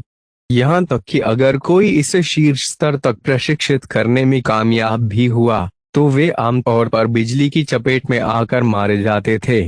जब उन्होंने पार्थ के पहनावे, नीले बालों और एक आंख का निरीक्षण किया, तो उन्होंने एक ठंडी हिचकी ली। उन्हें पार्थ के हुलिये से उसके पागल होने की पुष्टि हो गई। ये बचा। मुझ पर चुपके से जसप्रीत लड़ने की क्षमता खो चुका था, लेकिन उसके दोनों दोस्त आध्यात्मिक मंडल के दूसरे सितारे पर थे। लेकिन उन्होंने पार्थ पर हमला करने की हिम्मत नहीं की। पार्थ के नीले बाल हवा में स्वतंत्र रूप से लहरा रहे थे और उसकी ठंडी बायां आंख जसप्रीत के साथ साथ उसके दोनों दोस्तों को भी देख रही थी। उसे दूसरे सितारे के 2 शिष्यों का सामना करने में बिल्कुल भी डर नहीं लग रहा था। इसके विपरीत वो उत्साहित था और अपने होठों को चाटने से खुद को रोक नहीं सका। इससे दूसरे को लगने लगा कि पार्थ निर्दयी और क्रूर था। क्या पार्थ पागल हो गया है? जवाहर और राजकुमारी मीनाक्षी ने एक दूसरे को देखा। वास्तव में इस समय पार्थ बेहद उत्साहित था। पवन विद्युत हथेली की शक्ति सच में बहुत मजबूत है। जैसे ही माहौल में मौजूद तनाव अपने चरम पर पहुंचा, मूल शिष्य यहाँ आ चुके हैं, दूर से एक आवाज आई। तुरंत ही माहौल में मौजूद तनाव कम हो गया और हर कोई आध्यात्मिक मंडल के चौथे सितारे वाले शिष्यों की ओर मुड़ गया। मूल शिष्यों का कबीले में विशेष स्थान था और वे आचार्य बलभद्र के बराबर अधिकार रखते थे। प्रत्येक मूल शिष्य के पीछे कबीले के एक प्रमुख आचार्य होते थे। लड़के, अगली बार जब मैं तुम्हें देखूंगा तो मैं तुम्हारा वो हाल करूंगा कि तुम अपने जान की भीख मांगोगे। जसप्रीत जोर से चिल्लाया और बड़ी मुश्किल से उठकर बाकी लोगों के पास जा पाया। उसके दोनों दोस्त भी पार्थ को गुस्से से घूर रहे थे, लेकिन फिर उन्हें एहसास हुआ कि पार्थ उनकी तरफ देख भी नहीं रहा था। हम पार्थ की नजर एक खास मूल शिष्य पर पड़ी। उस मूल शिष्य ने जो कपड़ा पहना हुआ था वो आंतरिक शिष्यों से अलग था। अगर मूल शिष्य चाहे तो उन्हें वर्दी पहनने की भी जरूरत नहीं थी। वो जिस मुख्य शिष्य को देख रहा था उसकी आकृति लंबी थी और उसने सफेद कपड़े पहने थे। बहन रोहिणी। पार्थ थोड़ा रुका, फिर उसने जल्द ही उसने वृंदा भंडारी को भी रोहिणी की बगल में देखा। एक लंबी और दूसरी उससे थोड़ी छोटी। उन दोनों सुंदरियों ने कई शिष्यों का ध्यान अपनी तरफ खींचा। ये वही लड़का है। वृंदा भंडारी ने संयोग से पार्थ के अजीब बाल और एक आंख की ओर देखा तो उसका चेहरा पीला पड़ गया, शायद उसकी दुष्ट वेशभूषा के कारण। ये लड़का आंतरिक शिष्य कब बन गया? रोहिणी को याद आया कि कैसे पार्थ ने उसको और वृंदा को चोरी छिपे देख रहा था और फिर कैसे उसे धमका रहा था, तो उसकी अभिव्यक्ति तुरंत मंद पड़ गई। तो क्या होगा आगे? क्या रोहिणी अब पार्थ को उसकी हरकतों के लिए सजा देगी? और क्या पार्थ और वृंदा के बीच आगे कुछ होने वाला था? जानने के लिए आगे के चैप्टर पढ़े। प्रमुख शिष्य बनने की चाहत। दोस्तों, मेरे नए नावल महागथ डैश जनितोत्गाधुद को भी पढ़कर जरूर देखें। कहते हैं कि इंसान की तकदीर जन्म से पहले ही लिख दी जाती है, पर क्या हो जब आपकी तकदीर ही आपको ऐसे रास्ते पर ले जाए जहां से वापस लौटना नामुमकिन हो।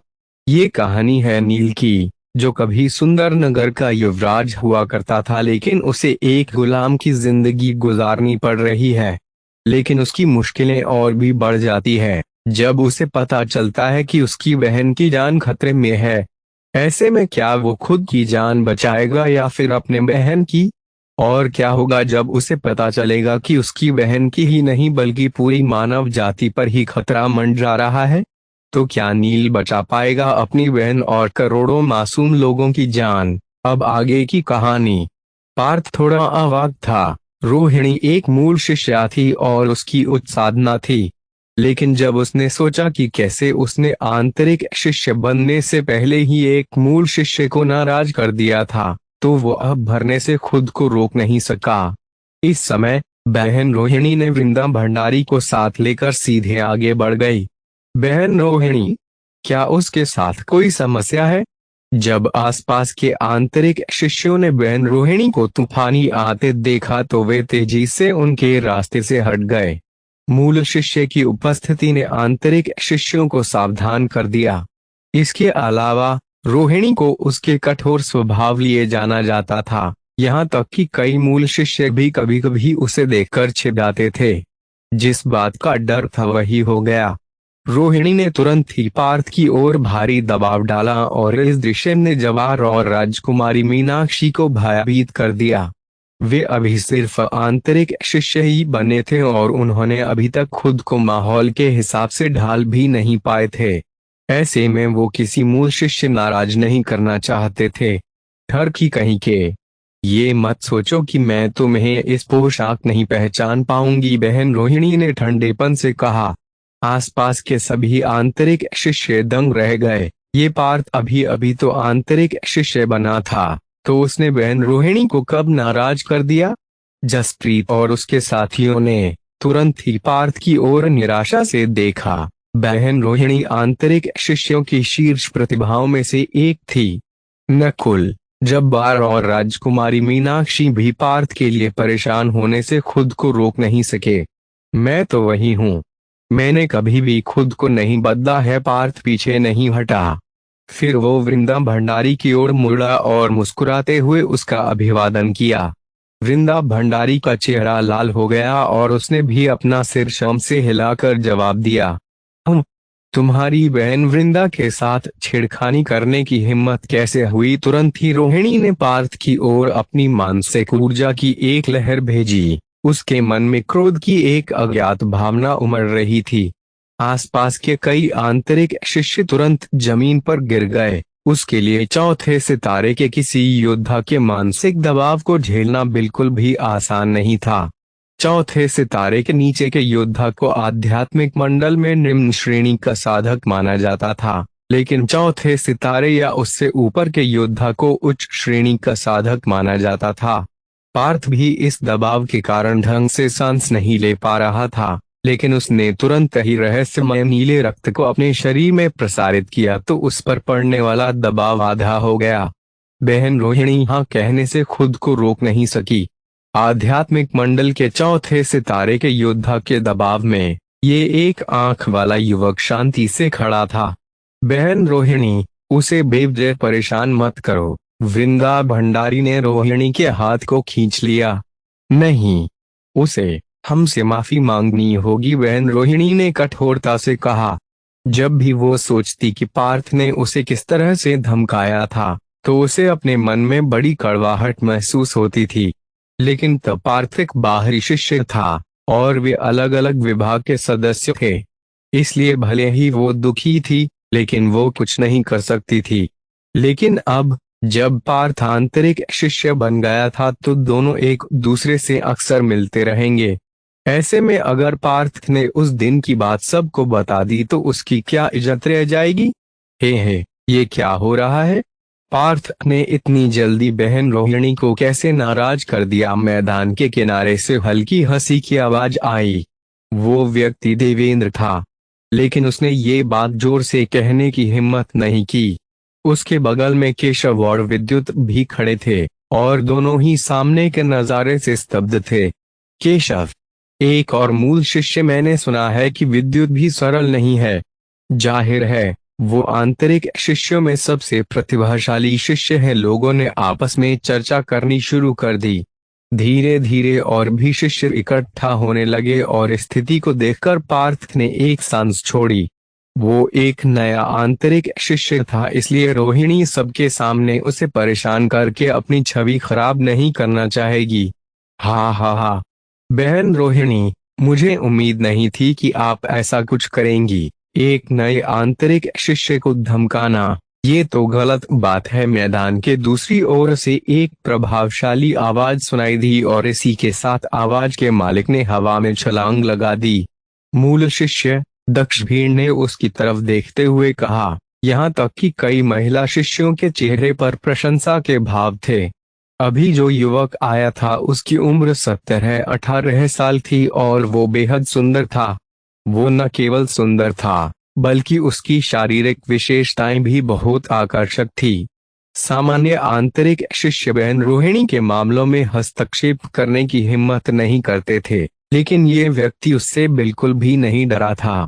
दक्ष 10 मूल शिष्यों में से दूसरे स्थान पर है और आध्यात्मिक मंडल के 5वें सितारे का योद्धा है। वो अगला प्रमुख शिष्य बनने का सबसे बड़ा दावेदार है। पार्थ के दिमाग में इस व्यक्ति के बारे में जानकारी दिखाई दी। पिछले कुछ दिनों में उसने राजकुमारी मीनाक्षी और बाकी साथियों से आंतरिक शिष्यों के बारे में काफी कुछ सुना था। 10 शीर्ष आंतरिक शिष्य कबीले के मूल शिष्य माने जाते थे, लेकिन आंतरिक और मूल दोनों शिष्यों के लिए एक आयु सीमा थी कि किसी की उम्र 30 वर्ष से अधिक नहीं होनी चाहिए। एक बार जब वे 30 वर्ष से अधिक उम्र पार कर जाते थे तो मूल शिष्य और प्रमुख शिष्य दोनों को कबीले में संबंधित कार्य सौंप दिए जाते थे। जाहिर है वर्तमान प्रमुख शिष्या 31 वर्ष की आयु तक पहुंच रही थी और इसलिए रोहिणी और दक्ष दोनों ही प्रमुख शिष्य बनने के मुख्य दावेदारों में से एक थे। लेकिन रोहिणी की साधना केवल 4थे सितारे के चरम पर थी, जबकि दक्ष 5वें सितारे पर था। एकमात्र व्यक्ति जो दक्ष के खिलाफ प्रतिस्पर्धा करने के काबिल था वो अद्वैत था, जो शीर्ष आंतरिक शिष्यों की सूची में तीसरे स्थान पर था। उसकी साधना भी 5वें सितारे पर थी। दक्ष, यह मत सोचो कि तुम 5वें सितारे पर हो तो मैं तुमसे डर जाऊंगी। कोई नहीं जानता कि प्रधान शिष्य का पद किसे मिलने वाला है। दक्ष का सामना करते हुए रोहिणी ने मुस्कान के साथ कहा। जैसे ही दक्ष वहां पहुंचा, पार्थ का दबाव काफी हद तक कम हो गया और साथ ही भीड़ का ध्यान 2 मूल शिष्यों की ओर आकर्षित हो गया था। आपका क्या नाम है? दक्ष बिना किसी चेतावनी के घूमा और पार्थ से पूछा। प्रणाम दक्ष भाई, मेरा नाम पार्थ है। पार्थ थोड़ा रुका। दक्ष ने अपना सिर हिलाया और फिर सख्ती से कहा, पार्थ, मैं आपको चेतावनी दे रहा हूँ कि जीवन पवन विद्युत हथेली से कहीं अधिक कीमती है। फिर वो मुड़ा और जोर से आप भरते हुए चला गया। पवन विद्युत हथेली की तुलना में जीवन अधिक कीमती है। दक्ष उसे चेतावनी क्यों देगा? कई आंतरिक शिष्य इस बात को जानते थे कि पवन विद्युत हथेली कितनी भयानक थी। पवन विद्युत हथेली रोहिणी की अभिव्यक्ति भी तुरंत बदल गई और उसने पार्थ को जटिल रूप से देखा। दक्ष का सबसे अच्छे दोस्त ने भी पवन विद्युत हथेली को प्रशिक्षित किया था, लेकिन उसे अब कुछ और कहने की आवश्यकता नहीं थी। पार्थ आगे की बात खुद समझ गया था।